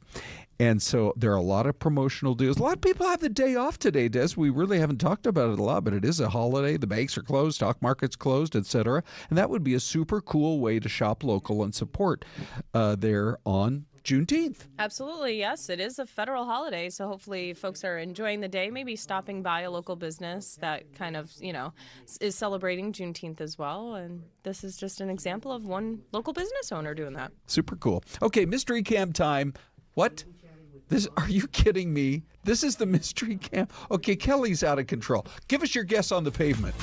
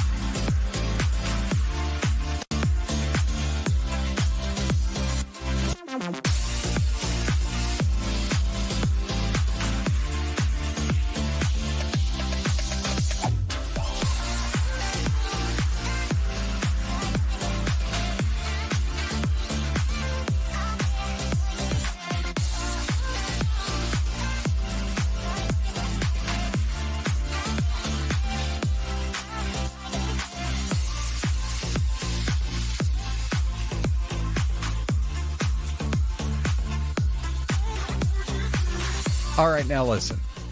Here's the backstory to the mystery. Why is no one guessing? Yeah, because, well, except for Louie, who's like, it's got to be Arizona somewhere. Oh, look at the clouds are moving fast. I don't know. There were some places in Louisiana, Des, that were forecast to get 2 feet of rain combined from yesterday to today with the rain that's moving across the south. Yeah. Incredible. Yeah, they're going through a lot. And so... but it's nice weather here in this shot. That's right. So that's a clue. Linda's looking at Missouri. And so Kelly Laws, Kelly is the most fun guy we have back in our production and editing areas. He's filling in for Dean, and he's like, I just want to be able to stump the Hooner. That's his whole goal. So you are hard to stump. You know, like every city. Come on. But okay, so anyway, have fun with us. Try to guess the parking lot. That's a good-looking piece of pavement, I will say that. Yeah, it's paved really well, smooth. I actually feel like I know where this is. Oh, my gosh. Oddly enough. Okay. Because I went to a station once in New York that I pulled into the parking lot. It had no lines. And it bugged me. Yeah. It was an ABC, because I worked for the ABC affiliate in Buffalo. Yes, right. So there's an ABC affiliate in Utica. Okay, over there by Schenectady. And the parking lot had no parking lines. Look at these spotlights. Clouds are moving so fast. It's kind of blowing my mind. Wouldn't that be okay, funny? so you're thinking it's possibly I really do Utica. think it's Utica. It was WUTR had a parking lot like this, which is okay. We're going Utica, New York. That could be a stretch. But. And with all that green grass, something about this says Michigan to me. Michigan.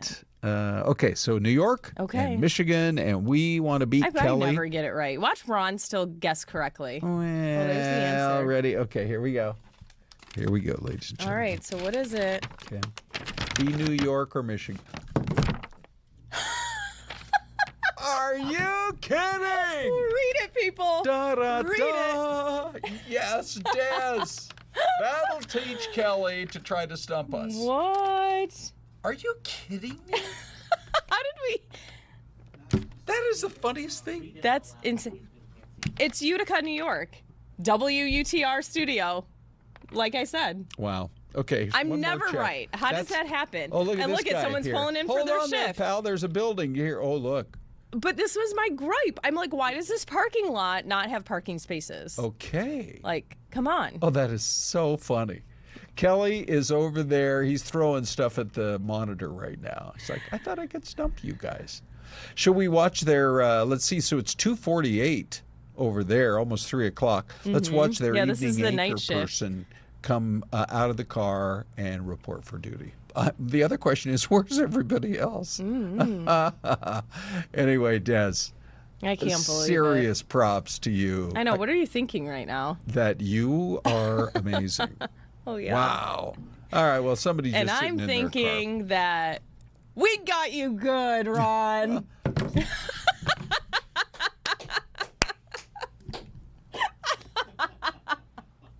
You were in on it the whole time. Absolutely. Dang it. I was so willing to give you the benefit of the doubt. You're like, let me tell you about a parking lot. Was that believable? Did I sell it? Oh, you totally really? sold it. That's yeah. hilarious. Right. If you ever want to move into the movie scene, you could be great Oh, my gosh. I told Kelly, I go, I'm tired of Ron always knowing where it's at. He goes, let's get him. I go, let's go. Let's get him. Let's go. All right, you two. That's it. Now I got a feeling that David was in on it, too. I don't know. Dave, were you in on this? I was not in on it. Not James at all. was in. No, James was not in. We see all the rest of us fell for it. Hey, we got to get to our interview here. We're really looking forward to this. My gosh, this is, really shifting gears now. Yeah, you are. You're laughing so hard you're crying. We are going to talk. This is really interesting. There's a book out now called Hungry for Connection, Heal Your Relationships with Food and People in an Insecurely Attached World. And here are the two authors, Vanessa Scaringi and Kathryn Garland, joining us today. Good morning, ladies. Good morning. Good morning. Are either of you guys Thanks in so much Utica, for New having York, or what's the situation? We fell for that. in Austin. Oh, did we? Yeah. Parking lots here have lines, so I had no idea what was happening. Okay. Tell us what prompted you to write this book, and it's selling well, and people, I'm sure, are giving you great feedback. What is it that's connecting with people in terms of what you are offering them? Well, so the book actually comes out in October, later on in the year, so hopefully it sells well. But we were prompted to write the book. We're both eating disorder clinicians in Austin, Texas, and really feel like Hungry for Connection is something that resonates with a lot of people right now, whether they have a disordered relationship with food or they're just wanting more satisfaction in their lives. So we wanted to really tackle all those issues at once. All right, so what can folks learn in the first few pages? Kind of how does this start, and how do you set them up to learn in this book and kind of help them through their journeys, whatever it is that they are facing? Yeah, I think we really tried to set the stage in line with what our experience was post-COVID, where we saw a lot of people struggling to feel connected. Obviously, we were separated physically from each other, but definitely brought much to the forefront around how we're losing a sense of trust societally at times, and that really can affect the way that we interact in relationships and in our behavior with food. Okay, so let's talk a little bit more about it. There was a study that came out just the last few days that said people in surveys say, I want to work from home. And I remember working from home, and I didn't really want to come back. I liked working from home, but this study said over a quarter of people who are still working from home suffer varying rates of depression. And so short of telling possible clients, well, get back into the workforce and interact with your coworkers, if you are going to continue in that kind of a work relationship, how do you improve your relationship with food? Because that's ultimately what we're talking about here. Yeah, I think that it's definitely true. We see that a lot of folks in our practice who still work remotely can struggle not only in their relationships with food, but higher levels of depression and anxiety. And I think trying to build time to eat with one another is a huge part of our book, but it's also something we advocate with our clients. It's so important, and we're also living in a time where people not only work remotely, but they eat by themselves more and more and more. And so anytime eating alone isn't going to cause eating disorders, but it can certainly prevent furthering someone's depression, which could lead them down a darker path with their disordered eating. I'm actually kind of surprised that maybe it wouldn't go the other way, just in the sense of if someone was eating alone, maybe they're more comfortable of like eating the foods that they want or not being afraid of like being judged about what they're eating or how they're eating. So that's kind of fascinating.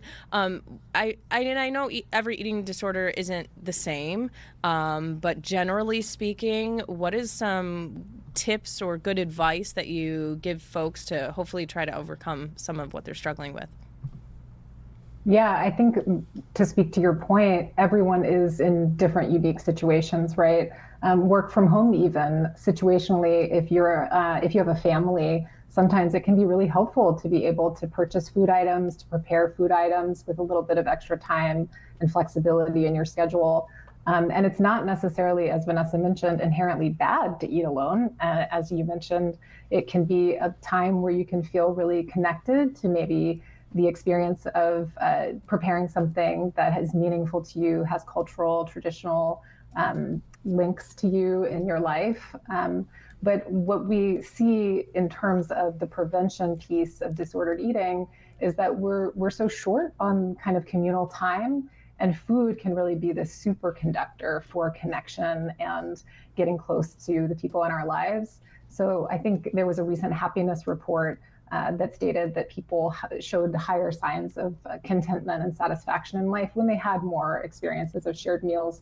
So it's not every meal that has to be shared together.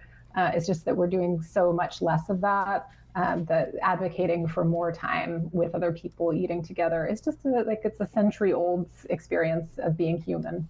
Boy, it really makes sense. All right, we're going to keep an eye out for the book. That's for sure. It comes out in October. Hungry for Connection. Vanessa and Kathryn, thank you so much. Thank you, ladies. Thank you. Thank you. Well, I'm sure you're going to watch a lot of soccer this weekend. Thanks, guys. Great job. But Thank there you so is much. one other thing that you're going to want to watch on Fox 10. It's Sunday night at 7 o'clock.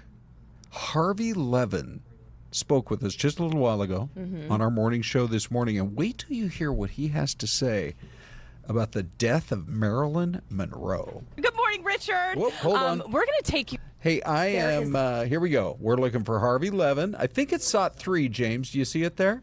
Okay, go ahead. I'm going to let you roll it. Here's Harvey Levin. Good morning, Richard.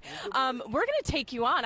Stand by. We're going to get it. James, I'll let you roll Harvey Levin. You got it there? Yeah? Okay, here we go. There is this perception that sometimes we simply want support because we're black. No, we want support because our businesses are... Okay, that's our interview from out there on Indian School Road. SOT 3, I'm going to punch it one more time. Ready, Des? Here we go. Here we go. Good morning, Richard. Nope. We're going to take... We're having a problem. Oh, look at this. I've been interested in this for decades. And I knew that the official story did not make sense. But what we did was we brought in 3 crime scene investigators, one of whom actually solved the Golden Gate Killer case. And we rebuilt Marilyn's house, literally to every stick of furniture, every wall.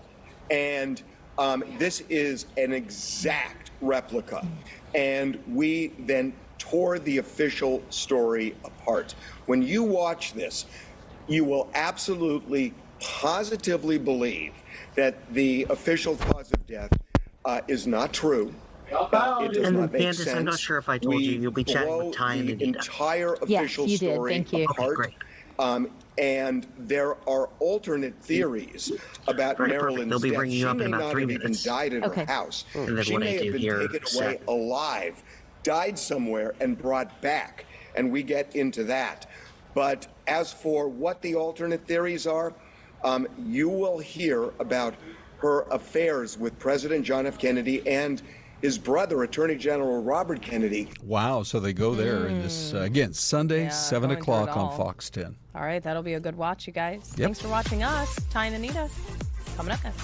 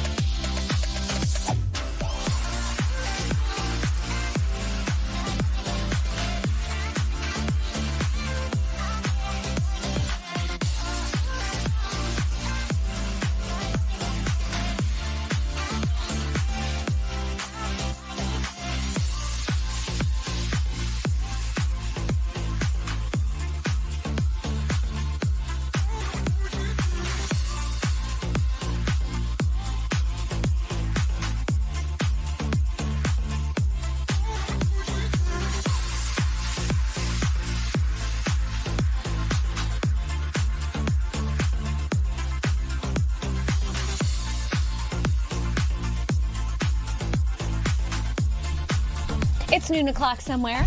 In fact, it's noon o'clock here. Hey. Special edition of Fox 10 Talks, and this is going to be a fun show, you guys. Real quick, I want to show you this because in just a matter of seconds, the game will be beginning, I should say, between the United States and Australia. Did you have a martini o'clock somewhere? I wish I did have a martini o'clock.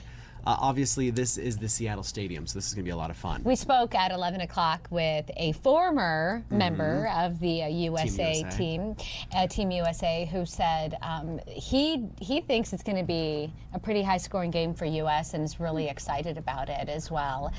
And that the coach has been doing such an excellent job. And so I'm just really hopeful for Team USA. Okay, and speaking of Team USA, here we go. A lot of folks are coming out. This is Arcadia Tavern. These are live pictures. Right now, you can see all the folks that's right. dressed up in their Team USA garb. They could probably just hold this over until 4th of July, too, right? Oh, you know it, absolutely. So our photographer, Max Gordon, is out there, and he's given us a live look. We have the patio outside is packed. You can see the door there into the inside of the tavern. It is packed as well. Arcadia Tavern in the heart of Arcadia there, really great spot. So plenty of beer there. Yes. They ran out of beer in Boston.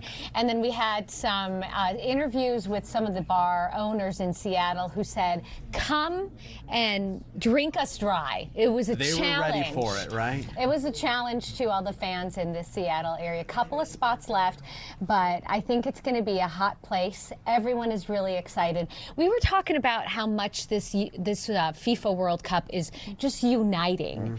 You know, not just the U.S. Because whether you're a soccer fan or not, you're watching and you're paying attention, but really everyone. It's so much there fun he goes. He's giving it. Oh, now we're going inside. Yeah. Every table and chair looks like it is full, doesn't it? And patriotism everywhere. I think he's showing us the beer. One half full, one half empty. Chug it. I was also looking for anybody wearing an Australia jersey, or do they think they're in enemy territory there? Would you USA. Would you risk it? I don't know. Okay. Oh, that guy has muscles. All right. So we're going to be checking in over the next couple of days, you guys, or next couple of days, next couple of minutes of what's going on. But we have a jam-packed show for you and some pretty important topics to get to on this Friday afternoon. In fact, we're going to start with Candace DeMatteis because we're talking about the measles, and it's been popping up all over the country and now back in the headlines. So, Candace, good afternoon. Thanks so much for taking the time to talk to us. Good afternoon. Thanks for having me. We've had a number of cases developing here within the state of Arizona, within a couple of different counties. And I think the first question people have when they hear measles is that we have a vaccine for that. Why is it still coming up? Why is it still popping up? Well, the truth is you're absolutely right. We have a vaccine. We've had a vaccine for decades now that is 97% effective at preventing measles. So that's why we hadn't heard about measles in a long time. Our vaccination rates were quite high. And sadly, more recently, our vaccination rates have dropped. Measles is so infectious that public health experts recommend a vaccination rate of about 95% in the community to prevent the spread. And sadly, we've dropped below that. So that's why we're seeing these cases pop up. You guys did a survey, and it said that most Americans agree that, quote, vaccines are essential in fighting diseases like the measles. So I guess my question to you is, then why are we still seeing this? If folks are saying, yeah, we're on board with getting vaccinated, then why are we seeing some of these these folks saying that they don't want to be vaccinated? Or is that the $1 million question? that is a big question, absolutely. But the reality is the vast majority of Americans do vaccinate. They vaccinate for themselves, they vaccinate their families. But again, because measles is so infectious, we need really high vaccination rates. So even if you have 90% of the people saying, yes, I do this, and I believe it and I want it to be available, we need to reach 95% or even higher to prevent the spread of measles. So that's why we're seeing these outbreaks. There are many communities that are well below 80% vaccination rates. And I know this was a bipartisan poll that you guys had people participating in 2,000 cases this year that were talking about measles nationwide. Bipartisan means it's not right, it's not left, and so shouldn't be a political issue. But maybe that aside, why would people not want to get the vaccine? Well, there are a lot of reasons why people are hesitant to vaccinate. And a lot of it has to do with where they're getting their information. People have questions. You should have questions, and you should ask questions about any kind of medical intervention and choice you're facing. But where people are getting those answers, there's so much bad information about vaccinations spreading, social media, on the internet, and otherwise, that we just urge people, ask your questions, but please look for a reputable source like your own health department, your personal physician. If you don't have a personal doctor, ask a pharmacist in your community, but make sure you get information from credible sources so that you can make the best decisions. Candace, can I ask you, you mentioned that we've got about 2,000 cases of the measles so far this year. 100 of those have been confirmed here in Arizona. But can you just walk us through geographically, where are some of the other areas that we're starting to see these measles cases pop up? Well, it's been in the vast majority of states. So really no state so far has been immune. But where the major outbreaks are started in Texas, as many of you may remember. Utah right now is kind of the epicenter. There's an outbreak that's growing in Virginia. So if you think about the different parts of the country I'm talking about, it really is very widespread, sadly. And where it's taking hold are in communities with those very low vaccination rates. There's a comment in our chat that says some people can't trust it these days. They don't really know what's going in it, which is pretty interesting, because you can almost take that back to the pandemic when the COVID-19 vaccine came out. And you heard a lot of people saying, well, it just came out. They didn't have time to study it. We don't really know what's in it. The measles vaccine, you said, has been around for a very long time. Is it the same, I guess, formula, the same medication that they're putting in it? Should people be worried that there are changes, that they don't know what's in it? No, the measles vaccine that we use in the United States today is a combination vaccine, measles, mumps, and rubella, or MMR, maybe one people have heard of. This vaccine, it's been in use for over 40 years in the United States. That entire time, they have been tracking safety and effectiveness data. Vaccines continue even after FDA approval to collect that information. So we have decades of research, millions of people in the United States, hundreds of millions of people who've been vaccinated in that time frame, and then billions if you include people around the world. So we have a ton of data that shows the effectiveness and safety of this vaccine in particular. Candace, we need to let you go, but we have a question in the chat, and I just want to make sure we answer this so we get this answer out there. But they were asking, if you were vaccinated as a child, then you're pretty much good to go for the rest of your life, correct? That's right. If you've, particularly this new vaccine, it's not new, the one that I'm talking about, it's a 2-dose vaccine. There are people that are probably in their 50s who may have received 1 dose as a child. But if you have questions, if you're in that older cohort, there's a simple blood test you can get to make sure that you have the antibody levels that need to protect you today. Great. Thank you. We appreciate it. We'll have you on again soon. Thank you so much. Thank you. Right, our next topic, very apropos, because I guess what? June is PTS Awareness Month. And while we might think of PTSD when it comes to really kind of traumatic instances that happen to you in your life, guess what? Some behavioral health experts say trauma can also develop in the workplace. Oh gosh. Okay, so Abby Jones is a clinician with the Meadows Behavioral Health Care. Good morning to you. Thank you for coming in. Work PTSD. I guess it makes sense. Sure. You know, we now are encouraged to take mental health days where 5-10 years ago, nobody talked about that. Right. What is work PTSD? Yeah, and thank you all for having me. I think, it's important to think about what we're exposed to at work.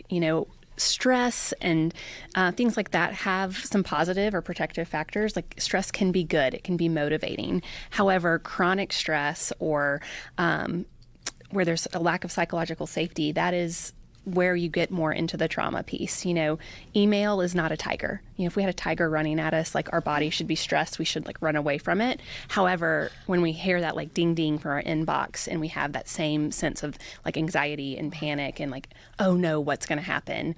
That is more on the trauma side of things.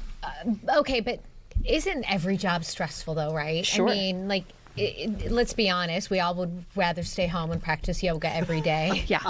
Or someone speaking from herself. Or travel Yeah. and then practice yoga in Paris. Right. So we all have, pretty much. We work because we have to. We love our jobs because we chose these professions. But that doesn't mean they're not going to stress us out. So what is the difference between that, oh, I'm at work stress, or, okay, I can't handle all this that's happening stress? Right, sure. That's a great question. And I don't sit here to say like, oh, all stress is bad. And but yes, like there are going to be some environments that are going to be more prone to trauma than others, perhaps like what you're exposed to, thinking about like first responders or even teachers where there's just a lot going on all the time, but also environments where there's chaos or where you're subject to bullying or hostility. I was going to say, are you talking about Ty at work here? I'm just kidding. Yeah, so, when we think about those types of environments. I'm stressed because he bullies me. Yep. Because I'm sitting here doodling to try to calm myself down. Okay. But that's a great thing to do, is to add in some like self-care, but also some regulation practices, which might be doodling. So there's things you can do. Yeah. Abby, I wanted to ask you, what's the difference between, and maybe there's not one, stress and maybe burnt out? Right. And is there a correlation between the two? Good question. Yeah, so stress and burnout are different, but stress can very easily lead to burnout. So if you're thinking about like your cup, and if it's constantly being emptied and you're not and you're not refilling it, it can go into more of a burnout. But that's a chronic sense of stress, and it's exhaustion. You also might have some like physical side effects to burnout, of just like fatigue and a sense of wanting to withdraw and isolate. Brain fog. Yeah. Little Philosophy says the buttons give Ty trauma. They do give me some. I'm getting better though. But I was going to ask you, I guess, when should you say, hey, I might need help? I mean, to step away from this situation. When do you kind of seek that professional help from someone like that? But also, can you tell your boss, hey, listen, too much, because you're afraid to lose your job if you tell them you can't do it. Right.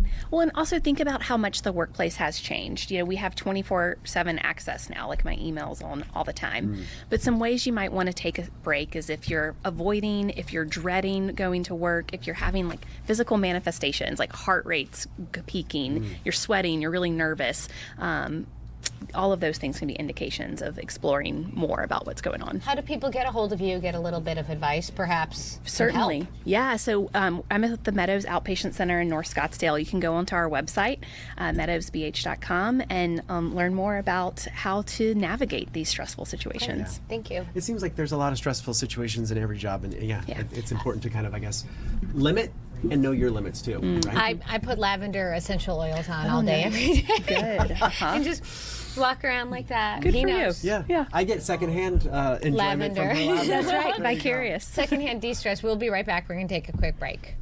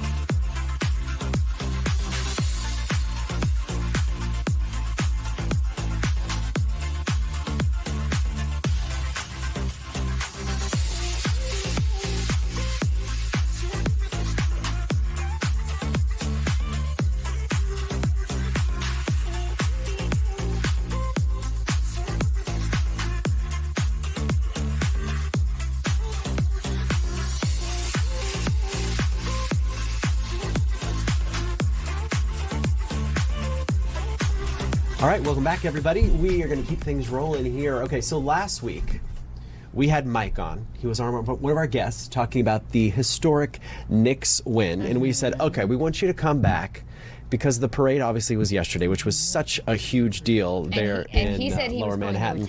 And he was going to attend. So we wanted that perspective. So this is just a look at what it was like yesterday. Look at this. Lower Manhattan was just a party. Millions of people coming out to celebrate the historic Knicks win. Our producer Seth called it. A 53-year title drought is over. Yeah, it's over. That's right. It was exciting. And you know, whether you're a fan of the Knicks or not, just watching them take on San Antonio the way they did. And then 53 years, it's about time. How was it out there, Mike? Hey, it was unbelievable. It just as crazy as it looks in the videos. I mean, I don't even know how the city planned it. I mean, it was chaos. I was actually credentialed to the City Hall ceremony, which was kind of like where the parade concluded. But yeah, just getting there was like a nightmare. I thought I wasn't even going to be there was barricades, cops, everyone's trying to do their best. But I made it and it was spectacular. You had workplace PTSD, didn't you? That was pretty crazy. That was our last guest talking about that. Yeah, it took me 2 hours to get somewhere that should have been about 20 minutes. Oh my gosh. Did you get any of the ticker tape? Did you grab a couple pieces? I didn't grab the ticker tape, but I was kind of there as the mayor was like handing the keys over to all the players and the owners, and there was confetti, and it was a sight to see for sure. Oh, I bet. What was that like, though, just to see? I mean, this team, as we mentioned at the top, been 53 years since they have taken a title. What was it like? I mean, it just must have been so cool to see your hometown team doing this. Yeah, no, it's unreal. I mean, the way the city has just come together and united. And, you know, I think the mayor talked about it in his speech. You know, usually when New York comes together, it's over tragedy and things that aren't so great. But this is just awesome. And, you know, there's so many people out there that aren't really Knicks fans, but they just want to be a part of it. And you know what? We're happy to have them. And the energy has just been electric in the city. And it's just been so fun. I mean, usually like people leave New York City in the summer, go to their beach house or whatever. Now, like the people in Europe, they wish they were back in New York. Oh, fun. Hey, so you had a really special last viewing of that game. You watched it with your dad, and which is so fantastic because Father's Day is Sunday. Yes. No, yeah. I mean, so my dad lives in Florida, and we weren't able to watch any of the games together, but he was coming up, and it just timed up perfect that he was there for Game 5. And yeah, I mean, I just can't believe that, you know, I have so many memories of my dad taking me to Knicks games and then losing. So for him to be there and us to spend that moment together, definitely something I'll cherish forever. Oh, I love that. That's incredible. That is cool. When you were watching that last game, that Game 5 last Saturday, was there a moment where you knew they had it? Or were you just kind of sitting there the whole time thinking, nope, I'm going to hold my breath. I'm holding my breath. Well, I mean, this Knicks team, even when they won, you know, they just kind of squeezed it out at the end. So I never truly felt like they were going to win. No. But it also was like the PTSD from the past where I couldn't let myself get too excited. I was like, no, like it can still go all downhill from here. Like it could still be taken away. So until literally the time showed 0-0-0, I didn't truly accept that they had won or believe they were going to win. I just wasn't going to let myself go there. But once the game ended, I just shed some tears of joy and just couldn't believe it. I still can't believe it. I still feel like I'm kind of maybe dreaming. It doesn't feel real. That is so cool. Mike, I wanted to ask you, we'd be amiss. Obviously, you cover everything basketball on your different channels that you have. But obviously, since we're here in Phoenix, the big news coming out that Devin Booker was changing his number. Thoughts? Oh, really? I didn't even see that. What is he changing his number to? He's been too caught up in the Knicks. Knicks. I'm so caught up in the Knicks right now. You don't care. I love Devin Booker, though. What is he changing his number to? He's going 15. From 1 to 15. I like this rebrand. I mean, Kobe did it. Kobe went from 8 to 24. LeBron went from 23 to 6. Sometimes you just need some fresh juice, some fresh mojo. So whatever D-Book wants to do, I support it. Okay. I like that you called it a rebrand. I'm a D-Book fan. Yeah, I You like said that what? you called. I said I like that you called it a rebrand. That's exactly. pretty good. Sometimes you just need a fresh start, and the jersey number is just the lowest hanging fruit. So there you go. Yeah, I think that was his dad's number when he played ball. Oh, okay, that's cool. Yeah, So hey, a lot of father-son stuff going on right now. There you go. Yeah. All right, Mike, if folks want to follow you on your Instagram and all of your other socials, how can they do that? At Overtime Mikey on Instagram, TikTok, and YouTube. All right, cool. Well, it was nice to see you again, and thanks for sharing those photos with us. That was fun. Hey, thanks for having me, and let's go Knicks. Let's go Knicks. Go Knicks. We're on board too. You know who else I bet is on board with the Knicks? Oh, yeah. And FIFA. And Crystal's here too, so she's gonna join in on the fun. Well, I was going to, but I don't think that IFB things are working over here for me to chit chat with. All right, fine. Watch this. Bye, Crystal. Oh, wait. How easy that was. Did you get it? No. Okay. Crystal's all right. having work PTSD over the It's all right. Well, we'll keep just working on it. We'll roll you. Can you? I got it now. Oh, you got it. She's got it. Okay. There. All right. She's in. She's in. Well, there's two over here. We got one I'm working. Roll on over to our next guest. Let's do it. Okay. Richard is standing by. Richard, good morning or good afternoon. Okay. Hold on. We can't hear you. We can't hear you just yet. It's not your IFB, Crystal. None of us can hear him. Hold on. We're gonna get your. He can hear us. All right, he's ready. Okay, now we got you. Okay, we got you. Oh, here we go. We can gotcha. barely hear you. There we go. Oh, now we can hear you good. Yeah, the U.S. is already up 1-0. Whoa! Soccer. We're rolling with Richard. We're doing good. Look, I'm all set. I got the USA jersey. I've got a Mexico jersey just in case. I got a South Africa jersey here, even though they're not doing well. France, they've won this before. España, they're always good. Argentina, of course, Messi's the best. I got another USA jersey. I've got Italy. I've got Portugal. Sun City RV koozies. Thank you, Sun City RV, for this RV. We got a Brazil jersey, and then of course, like I said, I was wearing this jersey, but I'm not cheap. This is not the current one, but look, I got the current one. I went to Dick's Sporting Goods. Oh, How much nice. was the current one? So we're all set. We're excited, everybody. We're here at the watch party at Tempe Marketplace. This is a look from the outside. Everybody's out there. That's my wireless cam. I can go out there and walk around if you guys want me to. Yeah. But yeah, so far, so good. You want me to go out there? I'm going to head out there. Yeah. Okay, hold on. Throw it off. Give us a tour. You might lose my mic, but we're going to see some cool video. Watch this. Okay. So Here we he has go. buttons like you have buttons. If you guys, if my mic goes out, just let me know and I'll walk back in. Okay. But you guys can hear me so far right now, right? we can hear you. Hear me okay? Okay, so this is outside the RV. This is my wireless cam. It can move.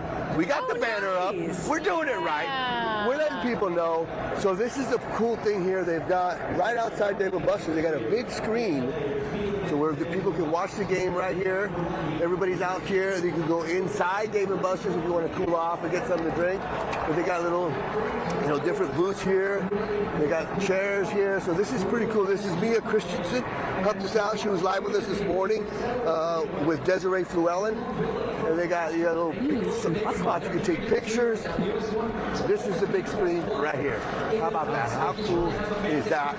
This is the RV that we have out here, so people can walk up. I've got snacks. I've got Jake out here with Sun City RV. I tell you, so this thing's pretty cool. We're making sure everybody's having fun.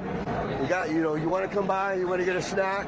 Got some Airheads for you. Ooh, yum. Got some peanuts for you. Sun City RV koozies here. Jake, to tell us about this RV here. If anybody wants to buy it, what is it? How much? So this is the 27-bar chaparral. 27-bar chaparral. Yeah, so this one actually opens up to a full bar here. It's only $52.9, brand new. You can get payments as low as about $450 a month. $450. What's my commission? Is what I want to know. Yeah, right. This is the inside of the RV. We got it's a pretty cool setup. I got a soccer ball in here just in case. These are the giveaways they gave me. I don't know what this is, but oh boy, my camera got too hot. Oh no. So we're coming back inside. That was all you, Richard. Richard, if they buy the RV, Happens to be alive. if they buy the RV, do you come with it? It's going to cost extra. It's going to Price is right. This doesn't come for free. You got to pay. Fair. That's fair. I'm just saying that might be incentive for people to head out there. How does it feel outside, I'll Richard? come by and hang out with you, that's for sure. Because this is a really cool RV. It's really practical. We just backed it in. Tempe Marketplace really hooked us up with a cool position. People coming by. Like I said, I got the soccer ball. We're having fun. I got the different jerseys. It's great. It's great. And then the fact that the U.S. is off to a great start, and they're playing in Seattle. So a lot of us here in the Valley know about playing in Seattle, right? Because the Cardinals play the Seahawks. And they have a fan base that's called the 12th man because they're so loud. It's like they have an extra player. And when the U.S. scored, you could just hear the roar and then the flyby. I got chills, during the national anthem. It was just great. And to see the U.S. play well, I think is really adding to the excitement of the entire World Cup. Yeah, I agree. Very cool. All right, well, Richard, last question. Crystal wanted to know how it felt outside as far as those temperatures. I was a little worried. No, as long as the U.S. is winning, it feels great. If they're losing, then that's fair. That's fair. I don't like it. But when they're winning, the sky is shining just right. The food tastes better. The drinks are better.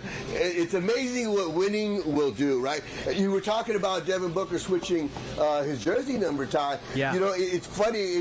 I think it's all about jersey sales. Look at how many jerseys I bought. So now I'm gonna have to buy a number 15 jersey. He also wore number 15 for Team USA. Speaking of Team USA. So, and then like you said, his father also wore that in college. So, rebrand, re-jersey sales, it all goes hand in hand. All right. Richard, we got to let you go, but real quick, how long will you be out there in Tempe? 24 days in a row. Oh, no, wow. I'm just kidding. I'll be here till about 4.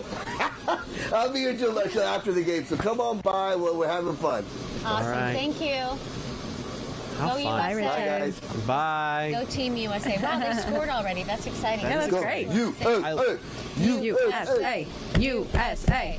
Can we do this can we keep that up for another minute? Oh, I thought Crystal was doing weather for a minute. because I there's believe no that we will laptop. win. I think it's... Oh. Yeah. Well, I was mistaken. That's okay. Crystal, you memorized the 10-day. Yeah, what's it like? The 10-day is not on my graphics right now. I think it's the dew point temperature, but Richard could probably attest. Yeah. There we go. Yeah, that the dew point has dropped quite a bit. Richard's still with us. So it's drier at least. It's going to be hot. It's a dry heat, right? That's what we've got going on.